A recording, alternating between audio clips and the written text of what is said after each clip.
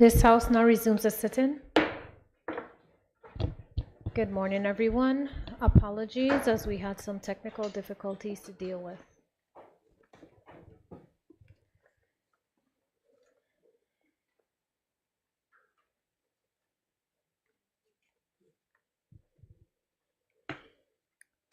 I call upon the Deputy Premier Minister for Financial Services, Labor and Trade to move a motion.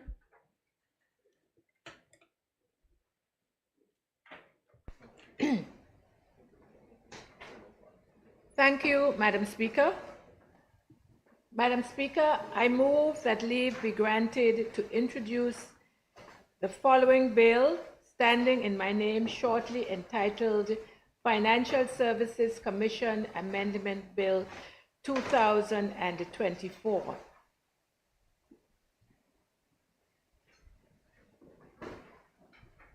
Madam Speaker, I raise a second motion. Madam Speaker. Order for point of information as well. Yes, member for the sixth. Can the Deputy Premier indicate what section the standing order she's using in relation to this?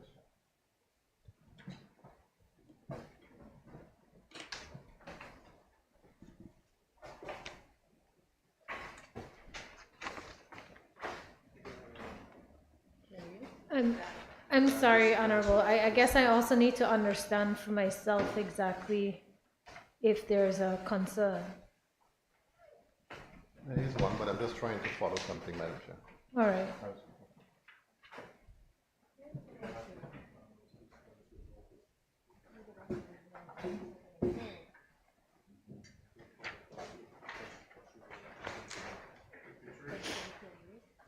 I'm going to 52.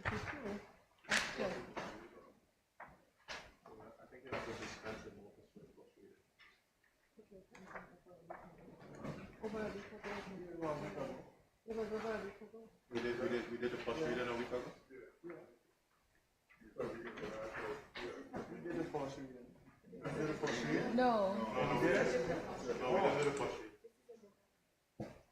Is the first reading done? No. First reading? We didn't do the first reading, we just added it to the last reading. It was added. The dispense with the So under 20. 20.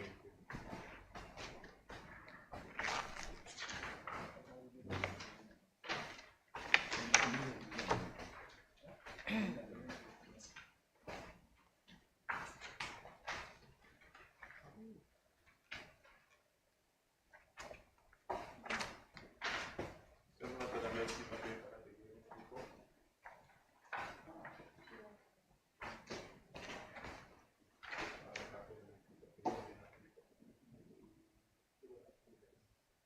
So it's under section 20.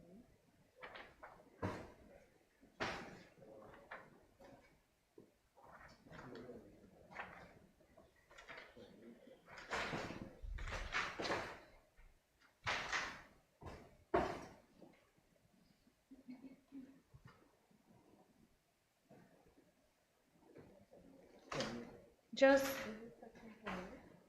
so, honorable member for the sixth. I think I'm a total loss here in terms of what you're trying to achieve. This is the first reading. Yes. We had an initial order paper, Madam Speaker, and a motion now is being moved to add something to the order paper. I'm not adding. It was amended. So perhaps I should just give some clarity. Please. The last occasion we were here, the Premier would have moved a motion to amend the order paper to include 2 additional bills. And I believe those 2 additional bills would have been placed on the order paper for the introduction and first reading, as well as for second and third reading.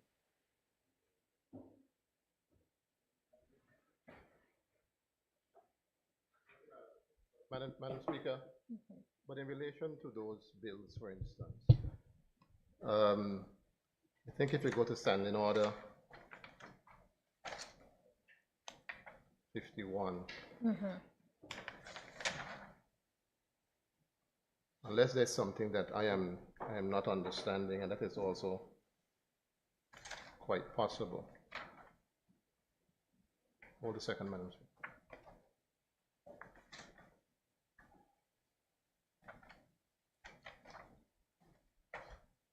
Section 25, for instance, notice of bills. Sorry, just section 25, you're saying? Yes. A typewritten or electronic copy, as requested by a member of every bill, except bills relating to tax measures or custom duties, shall insofar as possible be sent to each member 5 clear days before it is proposed to be read a first time. Okay. So are you saying that you haven't received a copy of the bill? No, I have not. Let me ask the clerk.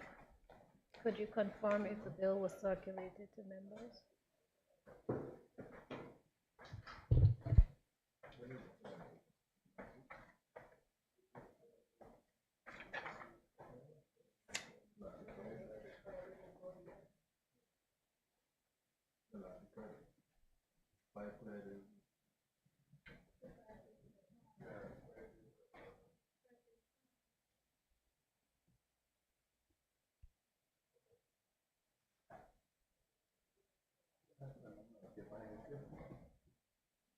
Just bear with us, members. The office of the clerk is just verifying whether or not it was circulated.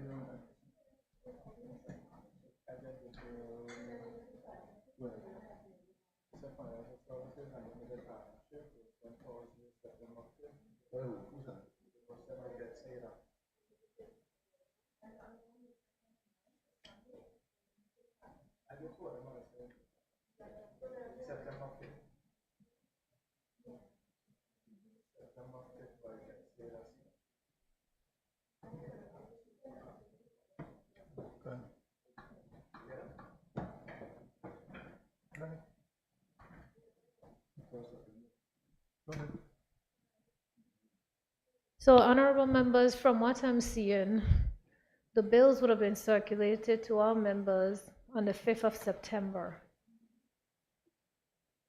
It would have been a Financial Services Commission Amendment Bill 2024 and the Limited Partnership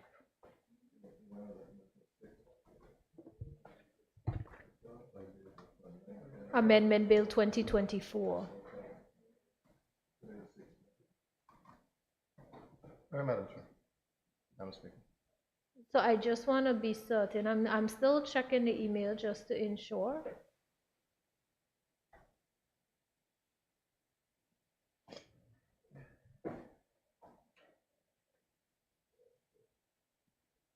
All right. Yes, member for the 6th, is that satisfactory? Yes, Madam Speaker. Thank you. Deputy Premier, please continue.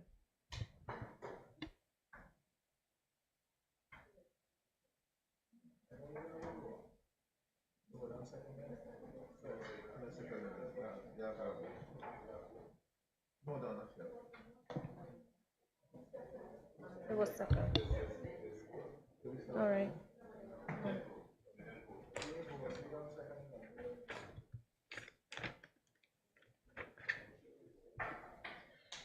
Yes. Honorable members, it has been moved and seconded that leave to introduce the bill shortly entitled Limited Partnership Amendment Bill 2024 be granted. Those in favor? Aye. Those against? The ayes have it. I call upon the Deputy Premier.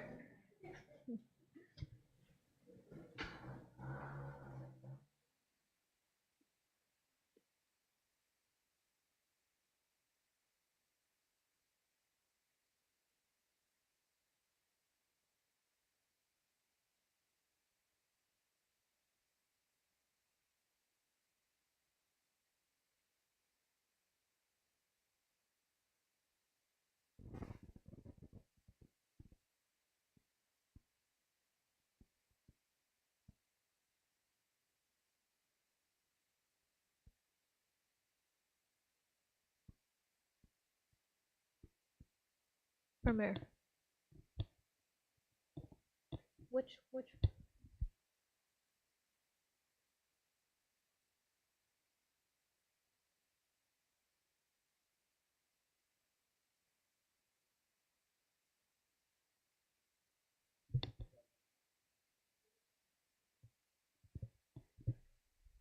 All right, so there seems to have been an error just now. Okay, I take it we didn't follow the order paper in particular. Let me see. I see. There's just a slight error with the order paper. My apologies. So I should put the question again. Honorable members, it has been moved and seconded that leave to introduce the bill shortly entitled Financial Services Commission Amendment Bill 2024 be granted. Those in favor? Those against? The ayes have it. I call upon the Deputy Premier. Thank you, Madam Speaker. Madam Speaker, I introduce the bill standing in my name, shortly entitled Financial Services Commission Amendment Bill 2024, and will explain its provision at the second reading. Madam Speaker, I move that the bill shortly entitled Financial Services Commission Amendment Bill 2024 be now read a first time.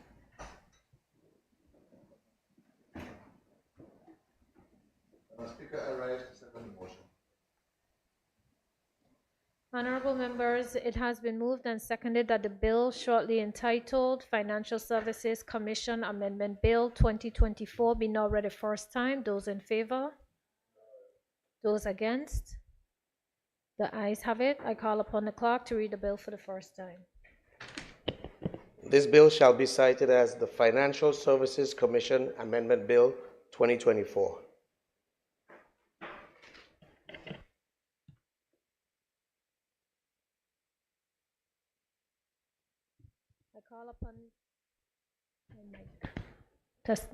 I call upon the Deputy Premier. Thank you, Madam Speaker. Madam Speaker, I move that Standing Order number 52-2 be suspended to allow for the bill shortly entitled Financial Services Commission Amendment Bill 2024 to be read a second time.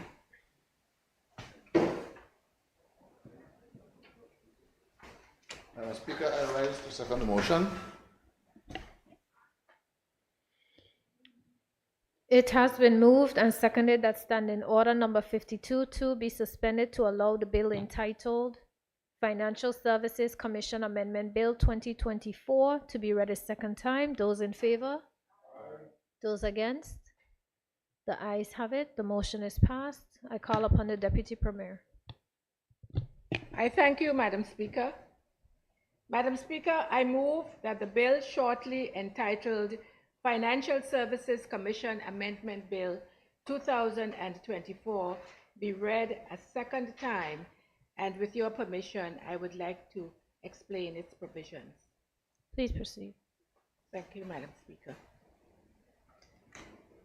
Madam Speaker, it is my pleasure to present the Financial Services Commission Amendment Bill 2024 that proposes updates to the Financial Services Commission Act, the most recent edition, 2020.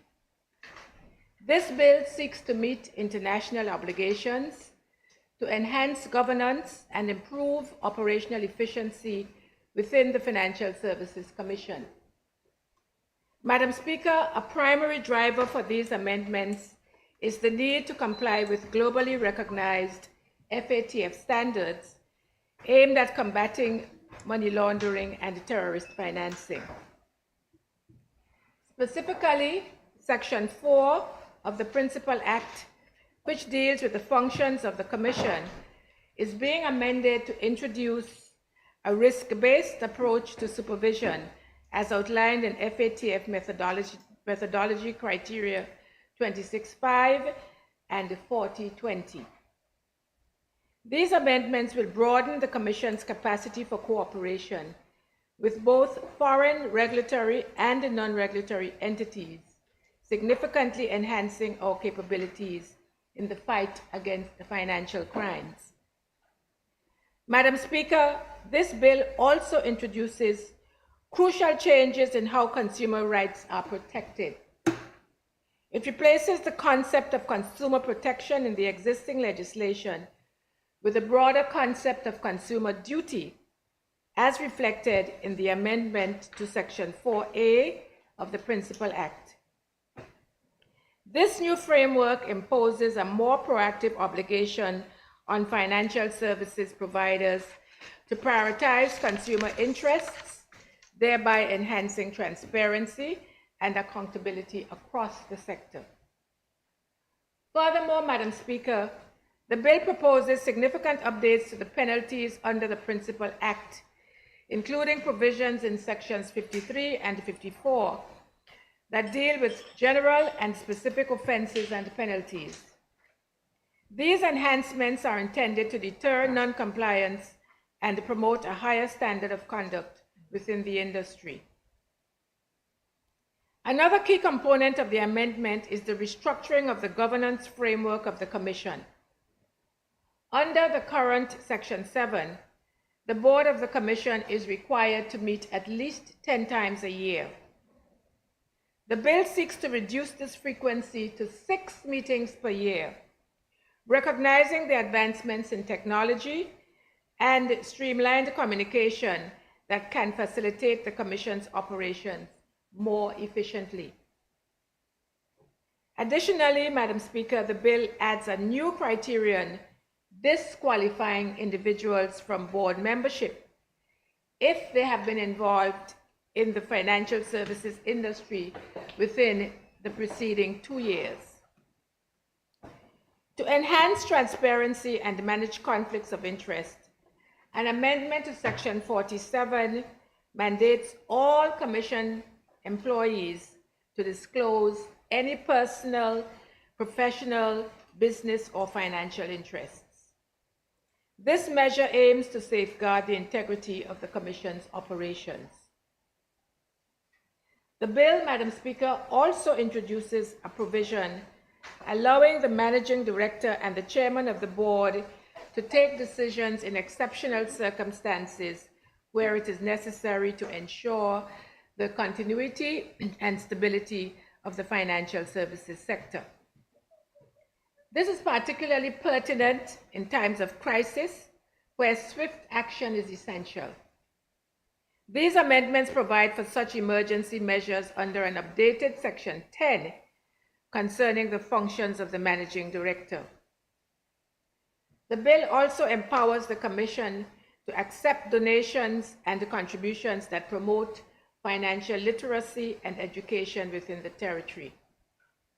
This provision will facilitate more structured collaborations with external stakeholders, ensuring that such contributions are used transparently and effectively. To summarize, Madam Speaker, the amendments proposed in the Financial Services Commission Amendment Bill 2024 represent a necessary and timely evolution of the legal framework governing our financial services sector. The enhancements to consumer protection, governance, and compliance demonstrate our commitment to upholding the highest standards in financial regulation, while the introduction of provisions for financial literacy underscores the importance of educating the public and promoting financial inclusion. Madam Speaker, I commend this bill to the House, and I urge members to support its swift passage to ensure the ongoing stability and growth of our financial services industry. I thank you, Madam Speaker.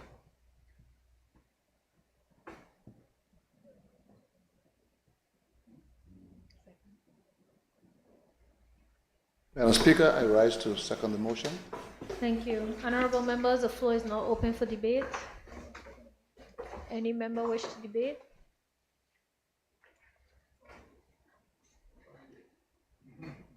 I recognize the Leader of the Opposition, Honorable Ronnie Skelton. Thank you, Madam. Thank you, Madam Speaker. I was going to play this. It's on. I was waiting for the other side to tell me more about the bill. More? Yeah, because there's a lot of other stuff in the bill. Madam Speaker, I rise to give my contribution to the Financial Services Commission Amendment Bill 2024. Madam Speaker, the mover of the bill says global recognized regulations. But it seems to me from all the things that are happening in financial services, we are the globe, because I don't think there's many other jurisdictions that have these high standard of regulation as BVI. And not even the city of London have these kind of regulations that we are imposing here in the Virgin Islands. Madam Speaker, I said that to say this. I just came back from the Public Accounts Committee conference in London, and on the final day, I was trying to remember the name, but I can't. I know.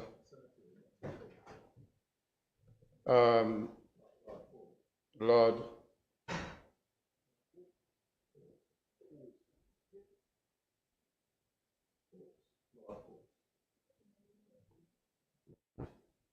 Lord Folks, Madam Speaker. And the closing ceremony, it was not a huge crowd, couple about 30, 40 people. They got up and said, he said, listing the OTs, and he's a lover of the OTs and so forth and so on. And then he commended Gibraltar for opening a public register of beneficial ownership. And he says BVI should follow suit. And he said he was very disappointed in BVI because at the time they were sanctioning, a Russian oligarch, we were opening bank accounts here for him. The member for the 8 and myself, we were extremely annoyed because that was not the place for it, but they don't care anymore. And after the meeting, we attacked him basically, telling him he was out of place, he was wrong for doing it in this forum. And although we explained to him all the things BVI is doing in financial services, and he said we were opening a bank account for $1.3 billion. And I tried to tell him, there's no way in God's earth and BVI that we would have opened a bank account for $1.3 billion. We can't even deposit $10,000 in it without a lot of scrutiny. So what you're saying don't make no sense to me, but I didn't have all the information, and the people who had it was not there. So I left it there, but I think he got a good understanding that what these people are doing is wrong. And even the lady Margaret Hodge, your namesake, she was there again. But it seemed to me, Madam Speaker, we are doing all of these things, and we still are not getting any credit from our mother country for the things we do. They're not going to stop until we list every owner in a public place for every company that is registered here. And even it went on to say to me, we have 300,000 companies, and what's your population? So I asked him, what does the population has to do with the financial service registration of financial services vehicles? And he went someplace else. But Madam Speaker, we are in difficult times. And this is why I stand here a lot of times and say, we have to find a way to protect local businesses, because the mover of the motions spoke about all the good things. The MD, I didn't see the chairman. The MDA will be given enhanced powers to deal with things in a more expeditious way, and so that things can happen at a moment's notice, so we can continue to be in this business. Madam Speaker, but on top of this, there were some huge fees inside this bill. The fees have moved from 5,000 to 50,000. And in the committee stage, I think the mover of the bill will tell us in what circumstances because I am just talking about local businesses now. When will you apply some of these heavy fines? I notice that there's no jail term attached. I noticed there's no jail term, and fees are moved from $0 to $20,000. So these things, I don't know, in the past they didn't used to bother me, but now I recognize that these things are causing harm to our local economy and our local businesses. And we need to find a solution, just like how we constantly, in a moment notice, finding solutions to all the FATF and the Caribbean Action Task Force regulation. We're finding solutions all the time. And it ain't just now, Madam Speaker. In the past, we have been finding solutions to all the issues that confront us. But we don't seem to be able to find a solution to protect all people. We need to find it. I know it's there, Madam Speaker. Madam Speaker,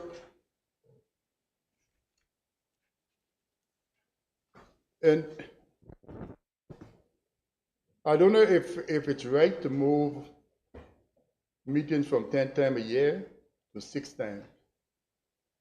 Because in this fast-moving thing, industry, you put in the responsibility and the governance in the hands of one person, whether you could form committees of the board that can meet as often as possible. I know you say 6 meetings a year. It doesn't mean they can't have 7. Well, I don't think a meeting needs to be in a room, so I understand that. But if we are talking about good governance and transparency and accountability and all the good things that go along with it, people meeting less often leave space for things to happen. Madam Speaker, and it's not just this bill, but all the other bills that come along with it. The requirement to be board members. The standard for being a board member on this board was always a high standard. It was always. And we seem to be taking it up a notch, not a notch, a few notches. And we even, some of these things apply to every board in the Virgin Islands. So what we are doing in essence is ensuring that our people can serve on some of these boards. Are we doing the right thing? I have my reservation. But I know we are under pressure from the same people who want to shut down everything we have. And we don't seem to have the collective powers or collective responsibilities to be able to fight back, Madam Speaker. It is bothering me, and it's something that should bother every Virgin Islander and belonger in this country, because this industry feeds quite a lot of people, a lot of families. And if they're not going to stop until they destroy it, then we do have a problem on our hands. But I was very disappointed to hear people who sit in high places doing stuff like that, you know. So I don't have any reservation of talking when I'm in here about these people, because what they're doing is wrong. I know they have the power, they have the authority, but all people need to wake up and let us not put up with this anymore. It's the future of the Virgin Islands, and we need to protect it. So, Madam Speaker,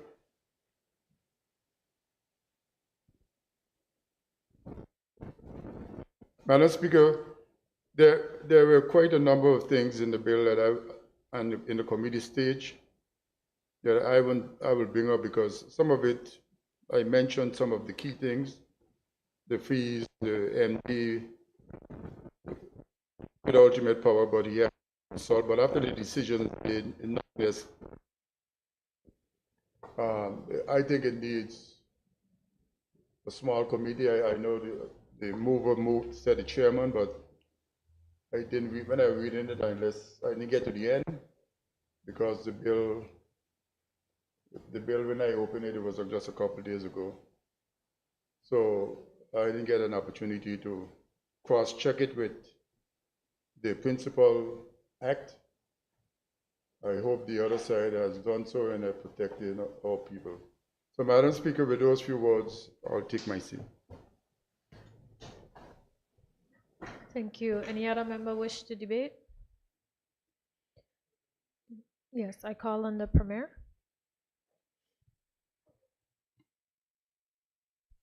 Thank you, Madam Chair. Madam Chair, I wasn't going to say anything, but of course sorry, Madam Speaker, I wasn't going to say anything, but I think it's important that we collectively affirm the responsible nature of the Virgin Islands' involvement in this global industry. And just to the point about how we are being characterized and how we are being unfairly treated, I think it's important for us to always affirm whenever we have the opportunity, whenever we have a chance to speak publicly, that those mischaracterizations are unjust. It doesn't speak to who we are and who we have been, Madam Speaker. And I want to speak about the Deputy Premier's stewardship and all the other persons in positions of responsibility who are working very hard to ensure that we adhere to global standards. And specifically, of course, we've brought a number of pieces of legislation in response to our mutual evaluation report. And we have a number of individuals who are very intelligent. They're au fait with the standards. And of course, we would have done our work in preparation and seeking to adhere to those standards. We would have received a report which would have been instructive in additional measures and additional steps that we would have to take to strengthen our anti-money laundering, anti-terrorist financing, anti-proliferation financing regime. We would have engaged consultants like Claritas and Kroll, who have been doing an excellent job in providing us with guidance on what needs to be done. And I also have to recognize the Attorney General's Chambers under the leadership of Don Smith, Honorable Don Smith. Premier's team.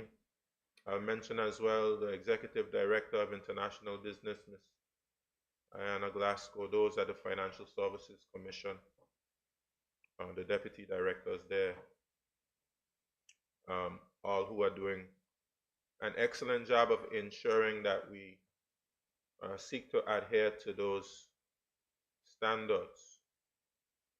We are responsible members of this global industry, and we have been so for some time. So this whole concept that we are not doing what we need to do, we need to fight against that. Just by way of example, through the common reporting standards and the exchange of notes, I believe we've responded to upwards of 8,000 requests. Deputy Premier would correct me if I'm wrong. 8,000 requests for information.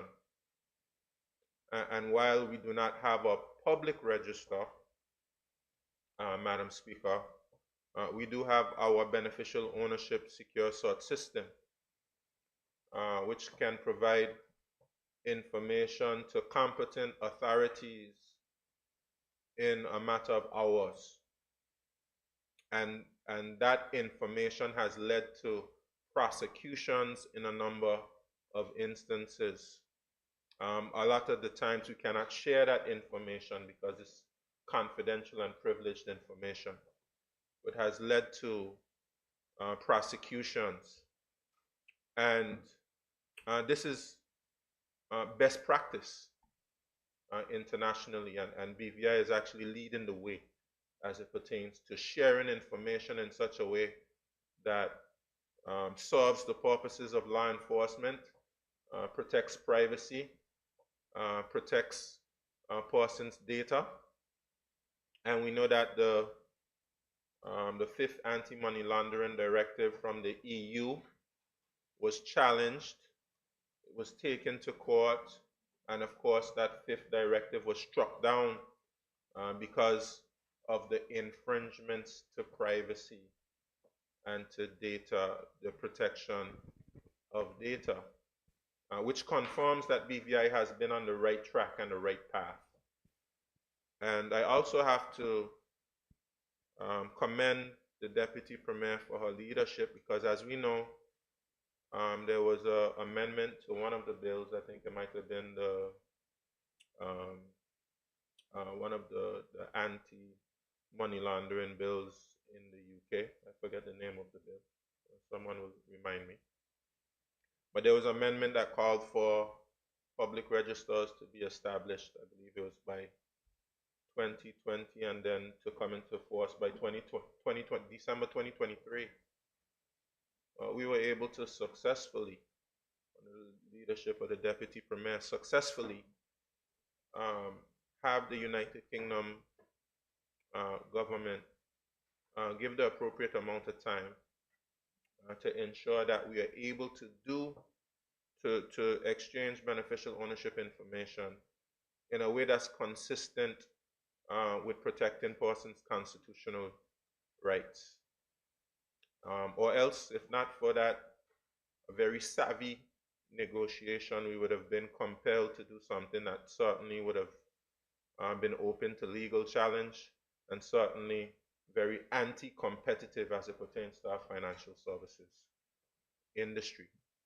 And that was the last administration, and of course we'll learn at the press conference that we're having later today the result of that continued negotiation with a new administration. But I commend the Deputy Premier's leadership. I think it's well known that she's been involved in the industry for a very long time, and is providing the leadership which is necessary to respond to the changing goalposts, to in some instances the uneven standards which are being applied, and using our savvy, our skills, our experience in education to ensure that we're treated fairly, and that the United Kingdom government recognizes our efforts as part of the reason why we travel to the United Kingdom and we engage directly with them.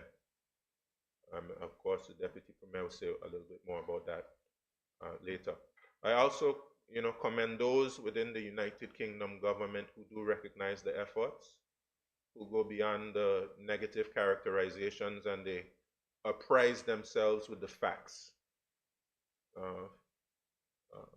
Persons within the Treasury, for instance, and we also recognize the assistance they have provided us in setting up our sanctions unit, for instance, and the assistance they have offered up as it pertains to strengthening the financial crime unit of the police, the Royal Virgin Islands police force. And, just the comment that was made in the presence of the leader of the opposition and a member for the 8th district about sanctions, for instance. Persons should know it's up to $500 million worth of assets that here in the Virgin Islands we froze, Russian assets. $500 million of assets that were frozen. And that's the cooperation that we have had on Russian sanctions. So, those, that characterization cannot be justified. We've been a responsible player as it pertains to Russian sanctions and the fight against illicit finance generally. And we all have to be singing from that same song sheet.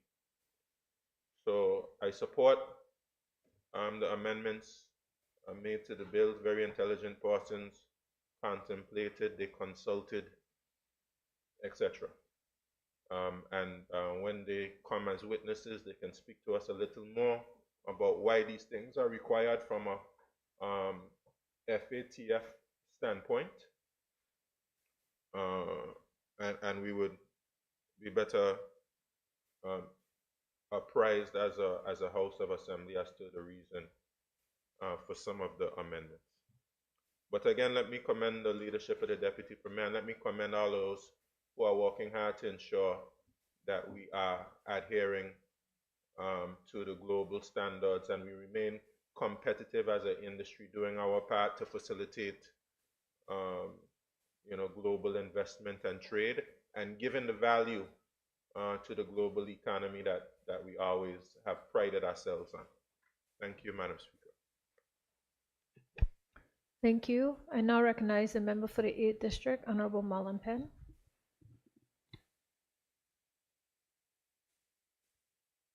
Thank you, Madam Speaker. Thank you, Madam Speaker, for the opportunity to make brief contributions on the Financial Services Commission Amendment Bill 2024. Madam Speaker, as often said in this House, there's always been a tradition of bipartisanship when it comes to deal with matters of financial services.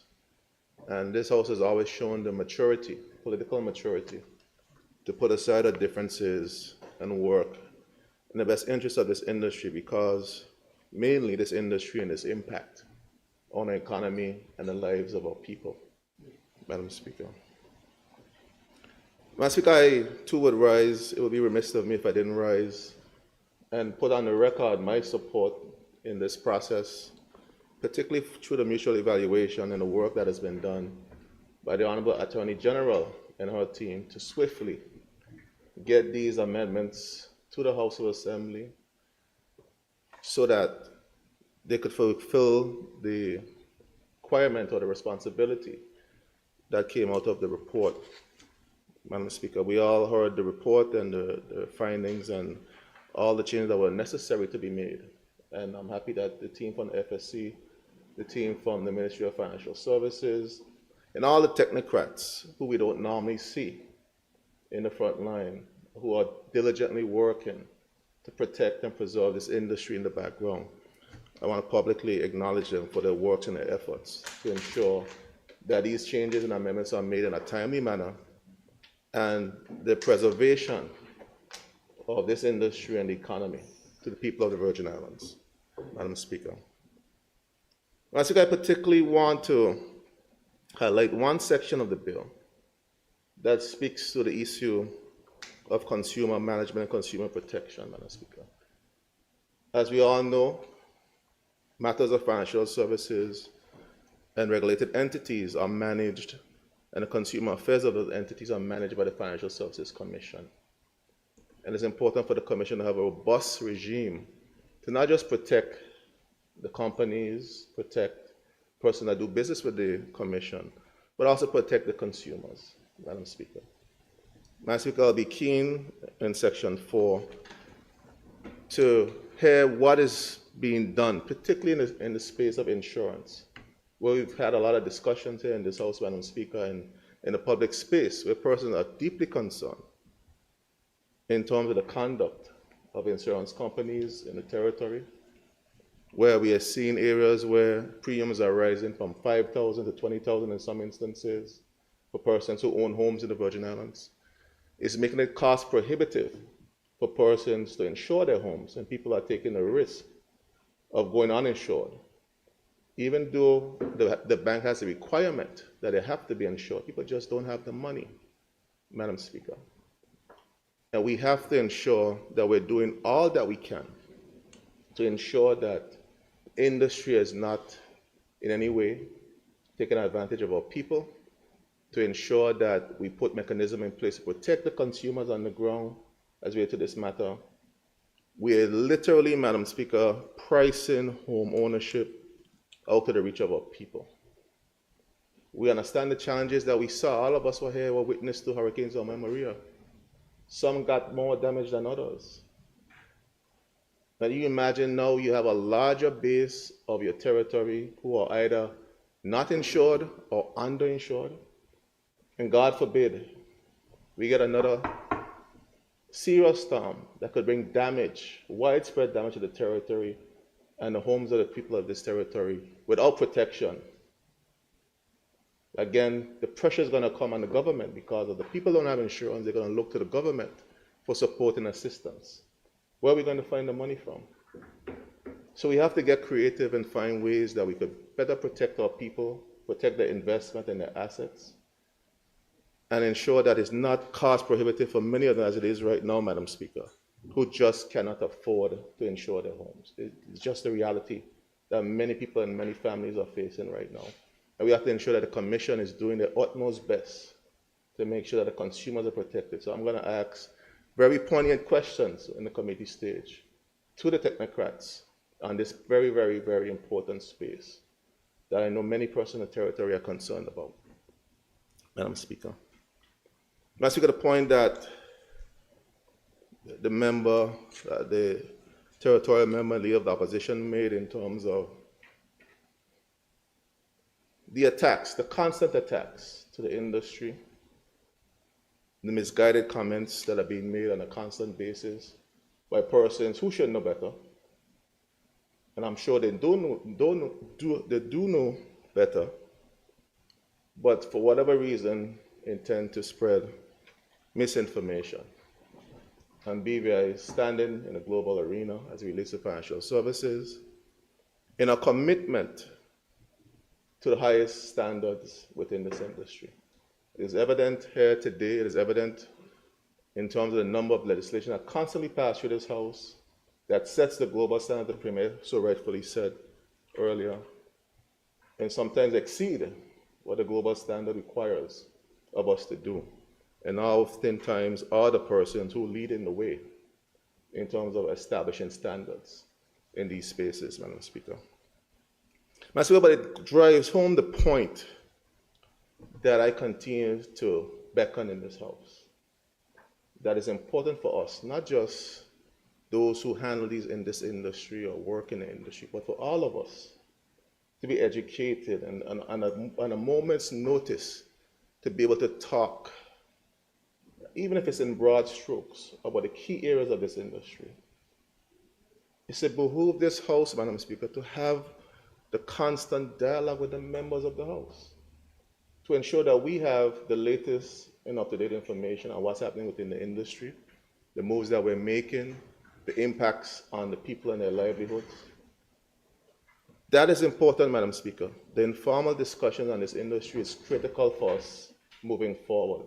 And we have to have more public dialogue, Madam Speaker. So when persons hear persons making misguided comments about the industry, that you could quickly respond based on factual information. Like for instance, BVI was one of the first persons to establish a sanction regime. One of the first territories, the OTs, to establish a sanction regime. And Premier, I would like to, Deputy Premier, to verify the numbers in terms of the amount of assets that have been held in BVI based on the sanctions, Madam Speaker. You know, it speaks to us being a responsible jurisdiction.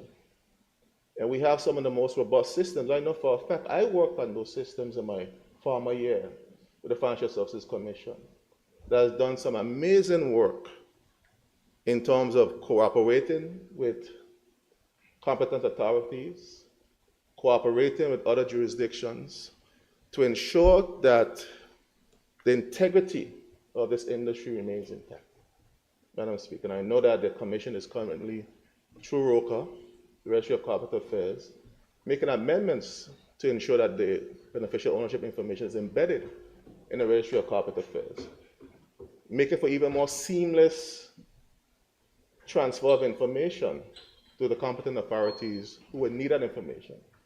So we have to often speak with a partisan voice when it comes to these issues and the things that we do to protect this industry, because it pays all of our salaries in hand.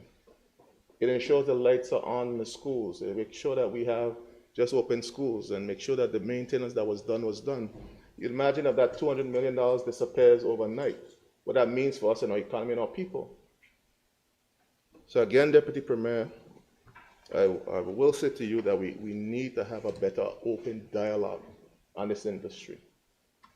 Members need to be able to speak fair and speak with confidence on what is happening in this industry, what we are doing as a territory, and what are the next steps for us as a territory in this industry.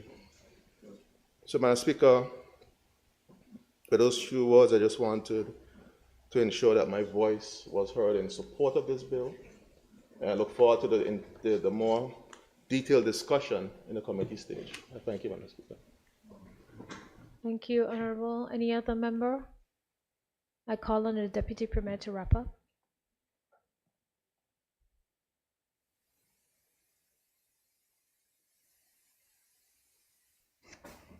I thank you, Madam Speaker. And I want to thank all members for their very valuable interventions.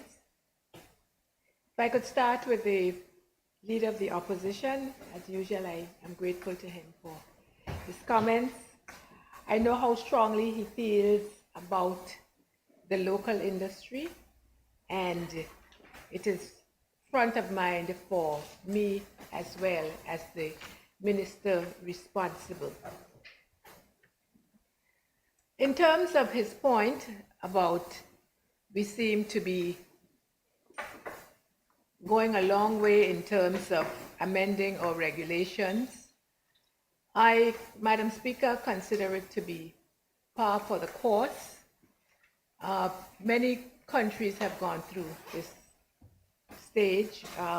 Cayman Islands, similarly, a few years ago, Jamaica, Barbados, a number of countries. They don't have the same product as the BVI. That's why I said a similar process, because I believe it was 63 actions that Cayman was required to undertake, whereas BVI had 64. So we're close. I was also in London last week, and Madam Speaker, the point that the Leader of the Opposition made about the deliberate attempts to mislead the public about the contribution that the BVI makes to the global economy is very true. It's very correct. Madam Speaker, it's one reason why I'm very happy that we were able to meet with very senior persons in the media, because that's where you start. That's where the misinterpretation or the wrong information is disseminated. So we were very happy to meet with persons from senior media houses to tell them about what BVI is, what it stands for, and how we contribute to the global economy. I'd like to also say, Madam Speaker, it's not just the managing director that can take these immediate decisions. The chairman can also take these urgent, I should say, decisions. We will, of course, discuss the huge penalties that the leader of the opposition spoke to, but during the committee stage, we will discuss them, but they have been increased as it proves that we are committed to upholding the highest standards in terms of our financial services. And I certainly hope that very few of our own people would be susceptible to these fines. In terms of the point that he made about the meetings being reduced from 10 to 6 times, I want to point out that it's at least 6 times. And it will, of course, be possible to meet virtually. That's why I mentioned the fact that technology has changed and is an enabler in terms of meetings, for instance. The leader of the opposition would be aware, for example, that one of our members comes from all the way in the United Kingdom. Another one comes from the Caribbean, I believe it's Trinidad and so on. And if we can use technology for reducing the number of meetings, we can do very well. So it is to our advantage to reduce the number, but as I said, it's a minimum of 6 meetings. I too, of course, look forward to the committee stage when the Financial Services Commission will respond to these issues and more. Premier, I'm also grateful to you for your commendation to not only me, but to the Attorney General, who is taking the lead in terms of the Caribbean Financial Action Task Force and our mutual evaluation report. We do work very hard, and I would also like to, and as you did, commend the Financial Services Commission, Mr. Glenford Malone, as well as the Director of International Business, Ms. Ayanna Glasgow, who accompanied us to London and who has been working very, very hard to make sure that we adhere to the National Action Plan and all of the actions that are required. I would like to also thank the Premier for commending the robustness of our system. It's a system that we continue to be very proud of, despite the criticisms and the attacks and the attempts to mislead. Our system stands up to international exposure. It stands up to what the international requirements are. I was very grateful that when we were in the United Kingdom, while there were some naysayers, there was also, as the Premier said, the Treasury, Her Majesty's Treasury, and we were able to meet, Madam Speaker, with the Director of Financial Services, who was very complimentary and very supportive of our efforts and pledged his and his staff's continued support. I'd like to thank the honorable member for the 8th District for his contribution as well. I'd like to especially thank you for reiterating the fact that in this House, when it comes to financial services, which is the bread and butter and jam of this territory, we are bipartisan, we are as one in terms of changes, amendments, and so on that are to be made. I do agree with you that there should be greater dialogue. I do agree with the member, Madam Speaker, that there should be much more dialogue between us on this area of financial services, because there is a lot to be done. There's a lot to be done in terms of diversification. There is a lot to be done in terms of all areas of financial services, especially understanding by the public of the British Virgin Islands, not just of the contribution that financial services make, but about how they themselves, as BVI lenders, could continue to grow that 200 million, I believe 225 and $250 million, how they could contribute as BVI lenders to growing this and how they could become more involved. I'm glad you raised the issue of insurance. Again, we all see it, we all know it is an existential threat to the BVI. You mentioned the experiences we had in 2017, and we are still in September, and we are only at, I don't think we're at H yet, but it's still early days, so we have to pay great attention to this area of insurance. I was very pleased, Madam Speaker, and the Premier will speak about it later on today, that the whole issue of climate change was very much center stage in terms of our discussions with various entities, including the government. And we were, for instance, able to meet with one of the largest insurance agencies, the Howden Group, to discuss this whole problem of insurance and the resilience on the one side and the high cost of insurance. I don't want to fool anybody into thinking that the solution is there today or tomorrow, but it is an area that we're working on with full or at full speed. I agree that we should all be able to speak with intelligence, as I said before, and with one voice on this critical area of financial services. And I believe, like everybody else in this House, I don't want to put it this way, but I don't know how else to put it, but we want to get past our obligations in relation to the Commission of Inquiry and the bills and so on, so that we can return to normal and have these kinds of important discussions about the economy and strengthening the economy. So, Madam Speaker,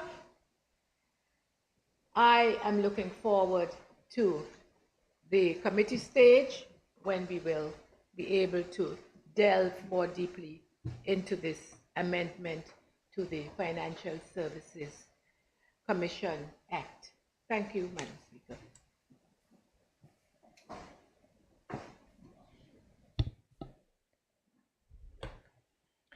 Honorable members, it has been moved and seconded that the bill shortly entitled Financial Services Commission Amendment Bill 2024 be now read a second time. Those in favor?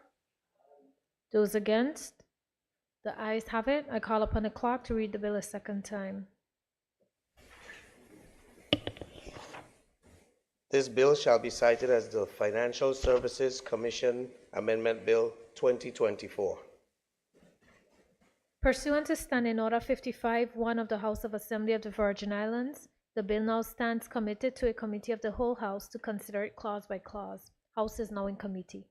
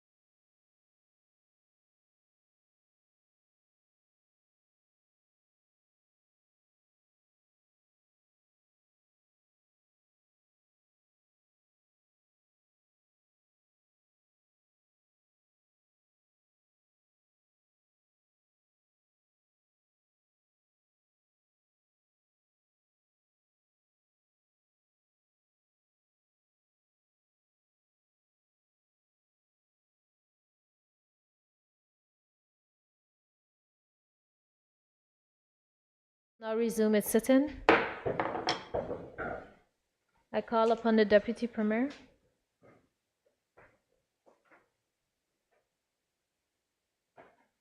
Thank you, Madam Speaker.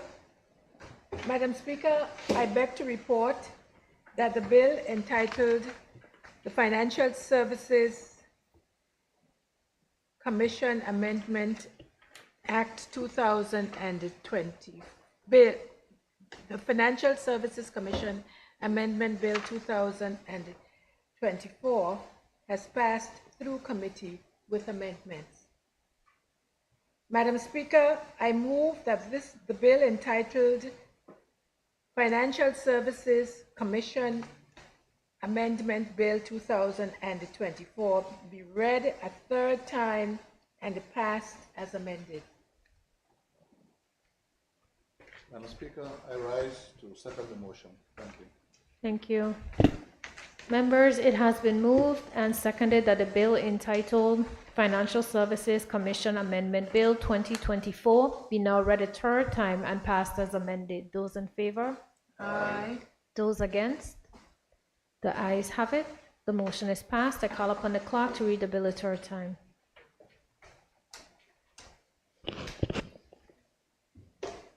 This bill shall be cited as the Financial Services Commission Amendment Bill 2024. The bill has been read a third time and passed with amendments.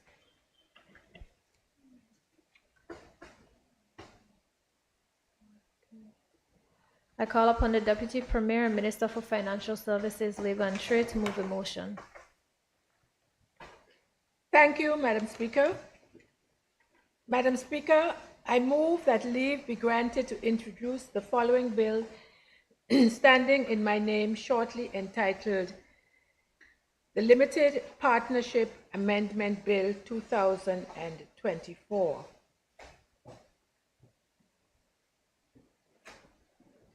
Madam Speaker, I rise to second the motion. Honorable members, it has been moved and seconded that leave to introduce the bill shortly entitled Limited Partnership Amendment Bill 2024 be granted. Those in favor? Aye. Those against? The ayes have it. I call upon the Deputy Premier. Thank you, Madam Speaker. Madam Speaker, I introduce the bill standing in my name shortly entitled Limited Partnership Amendment Bill 2024, and I will explain its provisions at the second reading. Madam Speaker, I move that the bill shortly entitled Limited Partnership Amendment Bill 2024 be now read a first time. Madam Speaker, I rise to second the motion. Honorable members, it has been moved and seconded that the bill shortly entitled Limited Partnership Amendment Bill 2024 be now read a first time. Those in favor? Aye. Those against? The ayes have it. I call upon the clerk to read the bill for the first time. This bill shall be cited as the Limited Partnership Amendment Bill 2024. Thank you.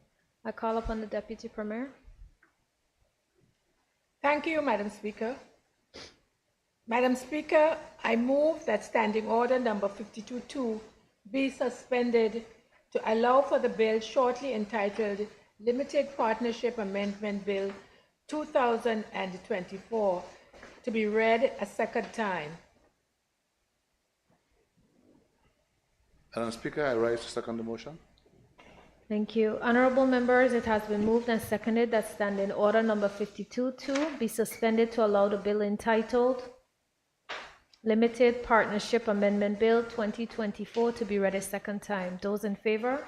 Aye. Those against? The ayes have it. The motion is passed. I call upon the Deputy Premier. Thank you, Madam Speaker. Madam Speaker, I move that the bill shortly entitled Limited Partnership Amendment Bill 2024 be read a second time, and I ask your permission to explain its provisions. Please proceed. Madam Speaker, it is my privilege to present the Limited Partnership Amendment Bill 2024. This legislation introduces crucial updates to our Limited Partnership Act, aiming to align our framework with international standards on transparency, beneficial ownership, and anti-money laundering.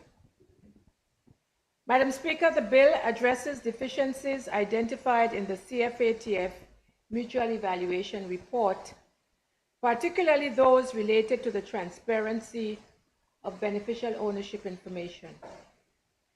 A key amendment requires limited partnerships to file registers detailing general partners, limited partners, and beneficial ownership information with the Registrar of Corporate Affairs. These updates to sections 53 and 53B of the Principal Act will ensure that information remains accurate and up-to-date and can be accessed by competent authorities and law enforcement agencies as needed.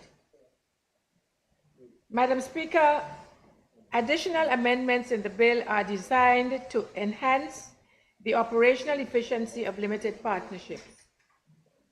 For instance, Section 7 of the Principal Act is being amended to require that limited partnerships keep a copy of their partnership agreement with their registered agent. Amendments to Section 18 introduce requirements for record keeping and customer due diligence, which extend beyond the termination of business relationships. The bill also addresses the procedures for striking off and restoring limited partnerships that have been deregistered.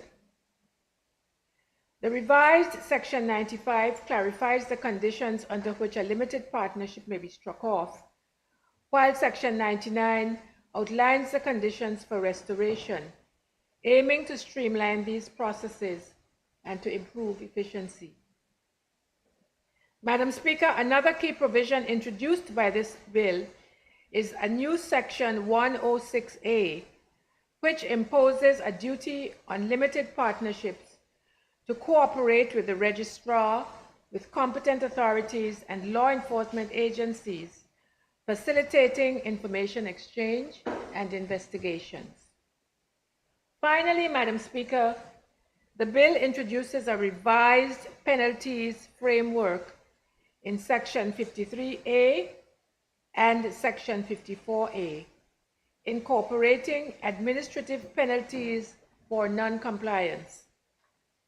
These penalties are intended to deter non-compliance and reinforce our commitment to maintaining regulatory excellence. Madam Speaker, the Limited Partnership Amendment Bill 2024 represents another vital step towards modernizing our legal framework in alignment with international standards. Madam Speaker, I commend this bill to the House, and I urge my honorable colleagues to support its rapid enactment for the ongoing advancement of the Virgin Islands financial services sector. Thank you, Madam Speaker. Madam Speaker, I rise to second the motion. Thank you. Honorable members, the floor is now open for debate. Any member wish to debate? I call on the Deputy Premier to wrap up. Madam Speaker, I would like to express my gratitude to my colleagues in this House for their collaboration and their cooperation that would enable us to speedily complete this process, which is required for the mutual evaluation report and in furtherance of our national action plan. Thank you. Thank you. Honorable members, it has been moved and seconded that the bill shortly entitled Limited Partnership Amendment Bill 2024 be now read a second time. Those in favor? Aye. Those against? The ayes have it. I call upon the clerk to read the bill a second time. This bill shall be cited as the Limited Partnership Amendment Bill 2024. Thank you. Pursuant to Standing Order 55-1 of the House of Assembly of the Virgin Islands, the bill now stands committed to a committee of the whole House to consider it clause by clause. House is now in committee.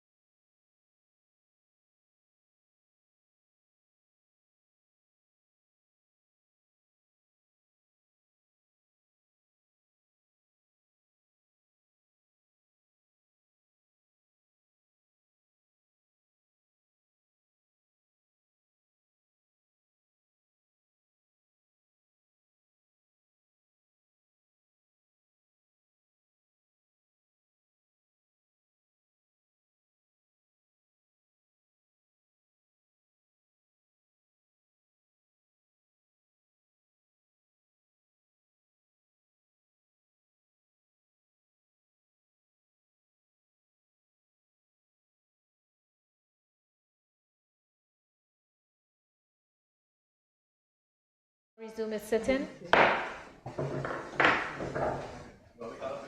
I call upon the Deputy Premier. Thank you, Madam Speaker. Madam Speaker, I beg to report that the bill entitled Limited Partnership Amendment Bill 2024 has passed through committee with amendments. Madam Speaker, I move that the bill entitled Limited Partnership Amendment Bill 2024 be read a third time and passed as amended. Madam Speaker, I stand to second the motion. Thank you. Honorable members, it has been moved and seconded that the bill entitled Limited Partnership Amendment Bill 2024 be now read a third time and passed as amended. Those in favor? Aye. Those against? The ayes have it. The motion is passed. I call upon the clerk to read the bill a third time. This bill shall be cited as the Limited Partnership Amendment Bill 2024. The bill has been read a third time and passed with amendments.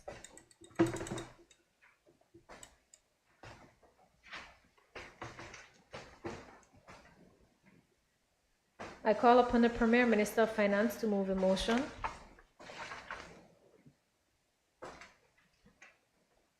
Thank you, Madam Speaker. Madam Speaker, I move that the bill shortly entitled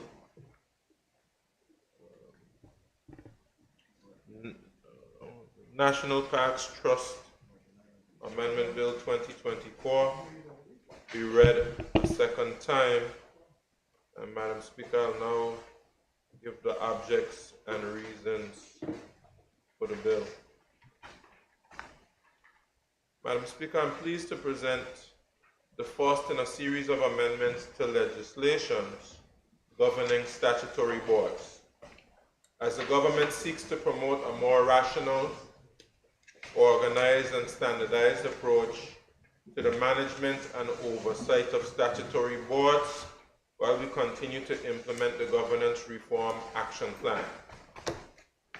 It is important for me to point out, Madam Speaker, that it has been decided that legislations governing the following 5 statutory boards: National Parks Trust, H.L. Stout Community College, BVI Tourist Board, BVI Health Services Authority, and the BVI Ports Authority will be amended to satisfy the requirement for Phase 1 of the priority legislative amendments for statutory boards.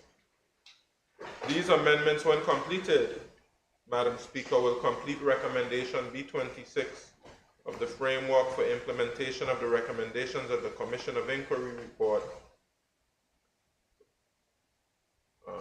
and other reforms.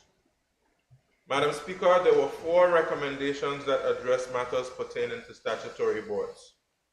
A protocol for appointment and removal of statutory board members was published and is being used across ministries. Arising out of some of the reviews conducted on statutory boards, a number of recommendations were made to strengthen their good governance frameworks. Several of these recommendations were accepted and now form part of the statutory board policy and are incorporated in the amendments to the priority statutory board legislations. Subventions to a large number of statutory boards account for a significant portion of the government's annual expenditure. Therefore, it is imperative that the government implement additional monitoring mechanisms and put measures in place to strengthen their operations and improve their level of accountability. Madam Speaker, the proposed amendments, which would be adopted based on the purpose of the board, include provisions for various topics such as annual performance, self-evaluation, board governance, code of conduct, complaints mechanism, conflict and disclosure of interest, decision-making of the board, membership criteria, executive powers, gender-neutral language, indemnification of members, internal controls, liability of the board, meeting standards, resignation of members, oath of confidentiality, committees, staggering of membership, removal of board members, prudent and efficient management, responsibility of the board, tenure of membership, and transitional provisions. Additionally, Madam Speaker, new schedules are now being included in the respective legislation, such as board meetings procedures, guidelines for the appointment and removal of statutory board members, and templates for annual reports, strategic and annual plans. Specifically for the National Parks Trust Amendment Bill 2024, the bill seeks to do the following. Clause 1 provides for the short title and commencement of the bill. Clause 2 introduces general amendments to the Principal Act, making necessary updates to reflect the provisions of the 2007 Constitution, including the substitution of Executive Council and Legislative Council with Cabinet and House of Assembly respectively. It also ensures that the language used in the Act is gender neutral, replacing chairman with chairperson. Clause 3 amends Section 5 of the Principal Act, imposing a requirement that the accounts and records of the authority be maintained in accordance with the financial governance policy for statutory bodies and boards. Clause 4 inserts a new Section 5A, mandating that the board in the exercise of its functions and duties adhere to the good governance policy framework for statutory bodies and boards. Clause 5 introduces Section 7A, which applies the provisions of the Public Procurement Act 2021 to the procurement activities of the board. Clause 6 amends Section 8, requiring the board to conduct an annual self-evaluation of its performance and providing guidelines for the preparation of annual reports. Clause 7 inserts a new Section 8A, which grants the minister the power to commission special audits where reasonable cause is established. Clause 8 amends Section 11, introducing guidelines for the preparation of strategic plans. Clause 9 inserts a new Section 12A, providing for the right of an aggrieved person to appeal a decision of the board to the High Court. Clause 10 amends Schedule 1, strengthening the procedures for the appointment and operation of the board, including setting out the criteria for determining whether an individual is fit and proper for appointment. Board members will also be obligated to adhere to the Code of Conduct as outlined in Schedule 3 of the Integrity and Public Life Act, complete a declaration of interest upon appointment and annually thereafter, and take an oath of confidentiality upon appointment. Additionally, it provides for the management of conflicts of interest, the liability of board members, and their indemnification. The clause further establishes guidelines for the conduct of board meetings, as outlined in the Board Meetings and Procedures Policy. Clause 11 introduces new Schedules 1A to 1H, which provide the necessary forms and guidance documents referenced throughout the bill. Madam Speaker, the proposed legislative amendments are not mere technical adjustments. They are critical reforms aimed at strengthening the governance, accountability, and transparency of our statutory boards. These measures will bolster the efficiency, integrity, and public trust in the operations of these bodies, ensuring that they serve the best interests of the people of the Virgin Islands. In conclusion, Madam Speaker, the government remains steadfast in its commitment to governance reform.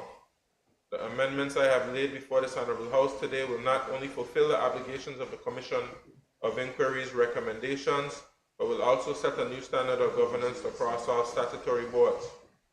We are laying the foundation for a more transparent, accountable, and efficient statutory framework, one that reflects our shared values of good governance, responsible management, and service to the people.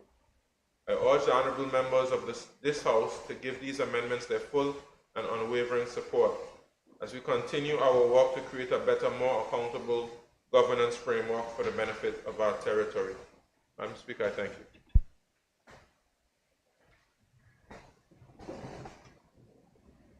Madam Speaker, I rise to second the motion. Thank you. Honorable members, the floor is now open for debate. Any member wish to debate? Yes. I recognize the member for the 6th District, Honorable Myron Wallen. Thank you very much.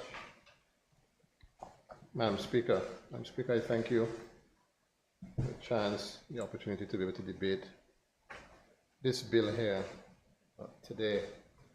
And as the Honorable Premier indicated, it's almost like when you read one, you would have read them all, because they pretty much aim at standardizing the way boards should operate, and that is certainly something that I support. I support it because very often when you read one act governing a statutory board, it says one thing in terms of, for instance, removal of board members and appointment of board members. And when you read another act, it applies a different way. And I think it is high time that we have things in a standardized way. So, Madam Speaker, there are some things within the bill that I would like to highlight and hopefully see us make some changes in the committee stage. Madam Speaker, there are some cosmetic changes that are being made in Section 2. I have no problem with those. Section 6, the board shall undertake its operations in accordance with the criteria for sound and prudent management. Namely, the business of the board is carried out with integrity, objectivity, due care and professional skills. Each member of the board complies with the prescribed fit and proper criteria. C, the board is directed and managed by a sufficient number of persons who are fit and proper persons to hold the positions which they hold. And D, the board maintains adequate accounting and other records of its business. Madam Speaker, to get on a board or to offer yourself up to serve on a board is something, Madam Speaker, that we should take very seriously. The people who serve on these boards, in my opinion, having served on many boards as well, you are pretty much giving community service. At the end of the day, that is what you're doing. Because the stipend that you get can't even cover the cost for the documents that you have to print off at your private office and other places to be able to make sure that you're ready for board meetings to make good decisions on behalf of the board. And I think, Madam Speaker, as well, that relationship between the minister and the board and cabinet on the board needs to be looked at very closely, because we must understand that when you are on a board, Madam Speaker, a board being a statutory corporation, separate and apart, its own legal personality, separate and apart from government, each of the board members have a fiduciary responsibility, Madam Speaker, to the board. It's not to the minister, it is to the board. And you are to make decisions, Madam Speaker, that are in the best interest of the board and the authority that you're the head of. And Madam Speaker, it's important. I raise that because 6C as well. It says specifically that the board is directed and managed by a sufficient number of persons, which means that the board should be properly constituted. We have some boards in this country now that are not properly constituted. And so they are paralyzed with regards to making certain decisions to move the authority forward. For instance, the Health Services Authority is not properly constituted. They don't have enough people to form a quorum to be able to make certain critical decisions that deal with health services. The Airport Authority, Madam Speaker, is not properly constituted. And so those organizations, very important, airlift and health, we cannot have a situation where they do not have a functioning board to make decisions.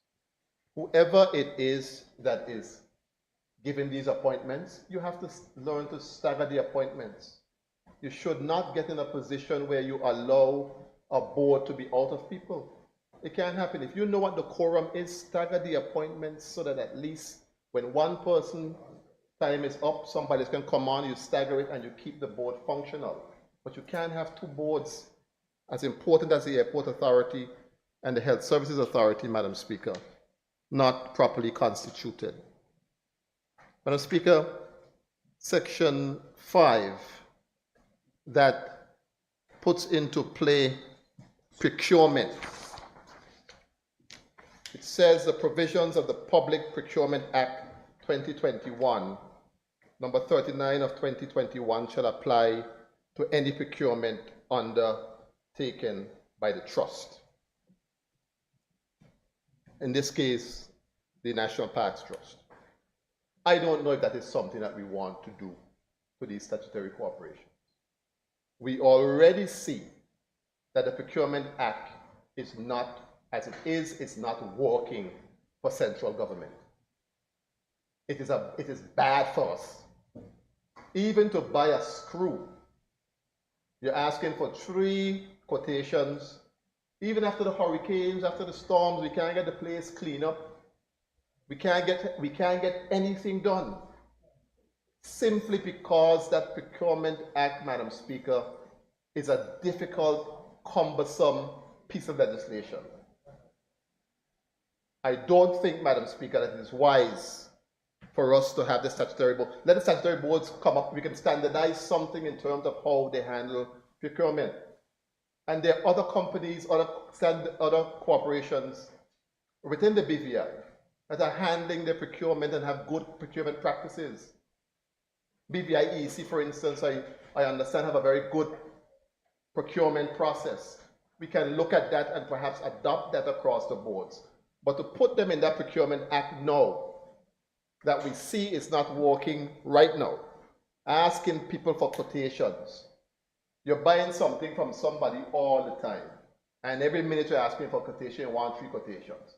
You don't know who you're going to buy the thing from, but you harass the other 2. Tell them you want quotation just to satisfy the act, wasting people's time, their ink and an employee to give you a quotation for something that you know who you're going to buy the stuff from. Let's not do this, Madam Speaker, to the statutory corporations. As I said, there are others who have done it well. Let us go and see how we could work with them. Section 9, Madam Speaker. A person who is aggrieved by a decision taken by the board pursuant to a provision of this Act or any regulations made thereunder may appeal to the High Court, whose decision shall be final. I don't understand why we jump in straight to the High Court. Whatever happened to the minister? If something goes wrong, the board makes a decision that somebody's not happy with, just like how we do with labor. If something happens in labor and the commissioner can't handle the matter, the file goes down to the minister for labor, who then decides, who tries to make a crack at getting the matter sorted out. If he or she can't get it sorted out, they send it out to the labor tribunal. Let us do that. Because the consequence of this would simply be this. You are now asking people who have been aggrieved to take up money they don't have, to go pay a lawyer, to go to the High Court for a case. People hardly have money now to take care of the normal things they're supposed to take care of. Now they're going to find money to go pay a lawyer because a board decides to do something different and you agree by it. You have no other appeal process. Let us try to do something different. Let them be able to appeal, or if they're aggrieved, go to the minister and come with. Let us through committee stage think of some other mechanism to be able to assist people. Section 10, Madam Speaker. 10B(2). It says a member of the board shall not hold an appointment on more than 2 statutory boards at the same time unless that person possesses a specialized skill set that is limited in supply in the territory and the applicable legislation requires a board with that specialized skill set to be a member of that board. And 2B says, on the expiration of the period of appointment of a member, if a successor has, let me deal with the first part, which is 2A. Now, I know where this came from, because we had issues with other boards before, where you had people who were on boards, 3 and 4 boards. We know what happened. We know what I did. It wasn't right. But there are times, Madam Speaker, where, depending on the peculiarities or the synergies between various boards, you might need to have somebody sitting on 2 or 3 boards. For instance, I can see, for continuity, you have somebody working on the tourist board who's a member of the board, who should also be on the Port Authority board, who should also be on the airport board, because you're dealing there with that thread of tourism. And so you need somebody, because you don't want one person, one board to be doing one thing, another to doing another thing.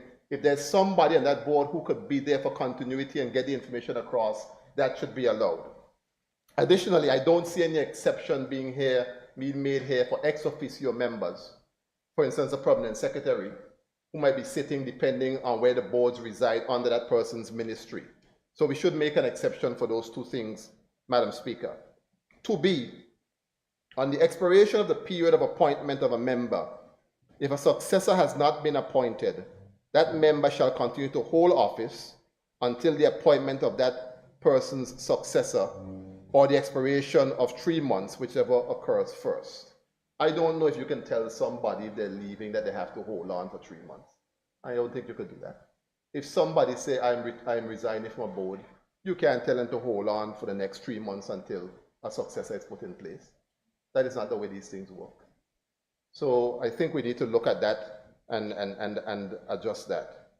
And then 5A, Madam Speaker, in addition to the criteria listed above in subparagraph 5, the minister shall be satisfied that persons who they're applying to the boards, the person of integrity, has a track record of high levels of performance in their relevant fields, has demonstrated understanding of objectives, rules, duties, and obligations of membership, has experience in or knowledge of general management or relevant specialist field, has an understanding of accountability relationships, has relevant commercial and business experience, has the capacity to think and act strategically, or has disclosure and disposal of possible conflict skills.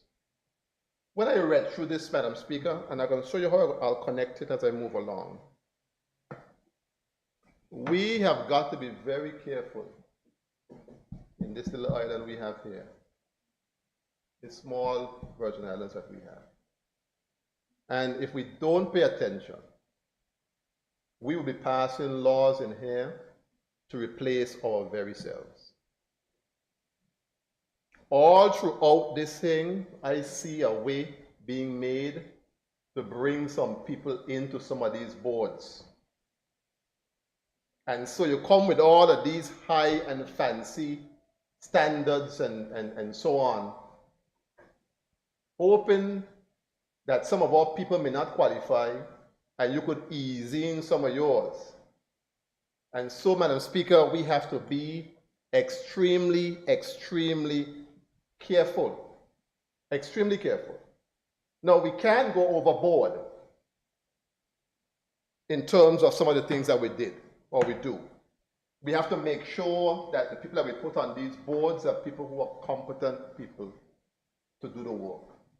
But we cannot also come with some of these requirements, Madam Speaker, that we know would eliminate some of our people. We only have a small number of persons here. The majority of persons who are big landers work in the civil service. And if you work in the civil service, you can't be on a board. So we have to be very careful and look at this criteria carefully, that we're not doing things to eliminate our own people, Madam Speaker, from being members of these boards. And then you look, Madam Speaker, at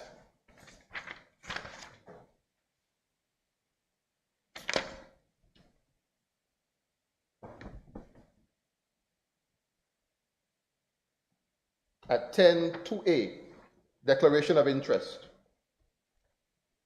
A member of the board shall, within 3 months of being appointed and on the anniversary date of that appointment, make a declaration form set out in Schedule 1G. When you go to 1G, you see, Madam Speaker, that it mirrors largely what obtains now almost for members of the House and also for members of the civil service.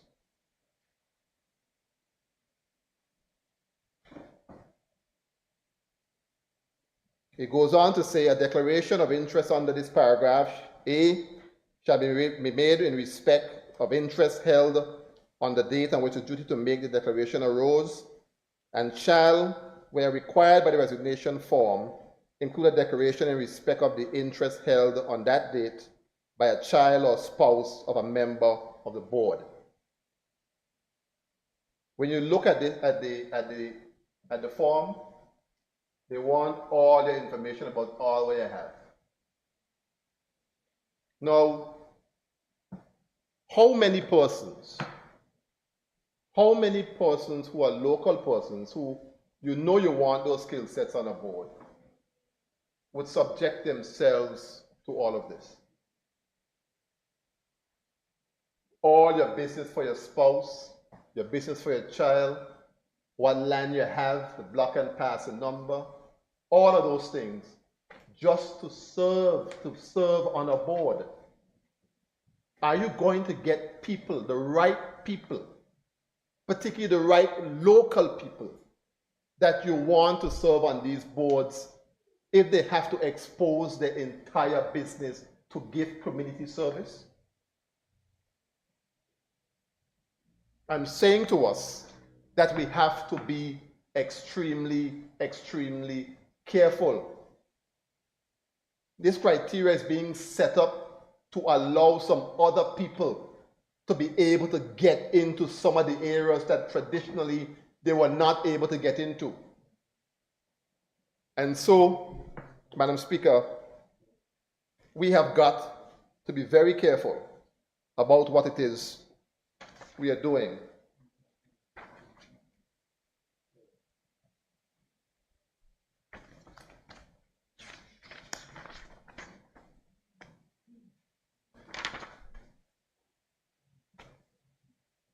Madam Speaker, 42A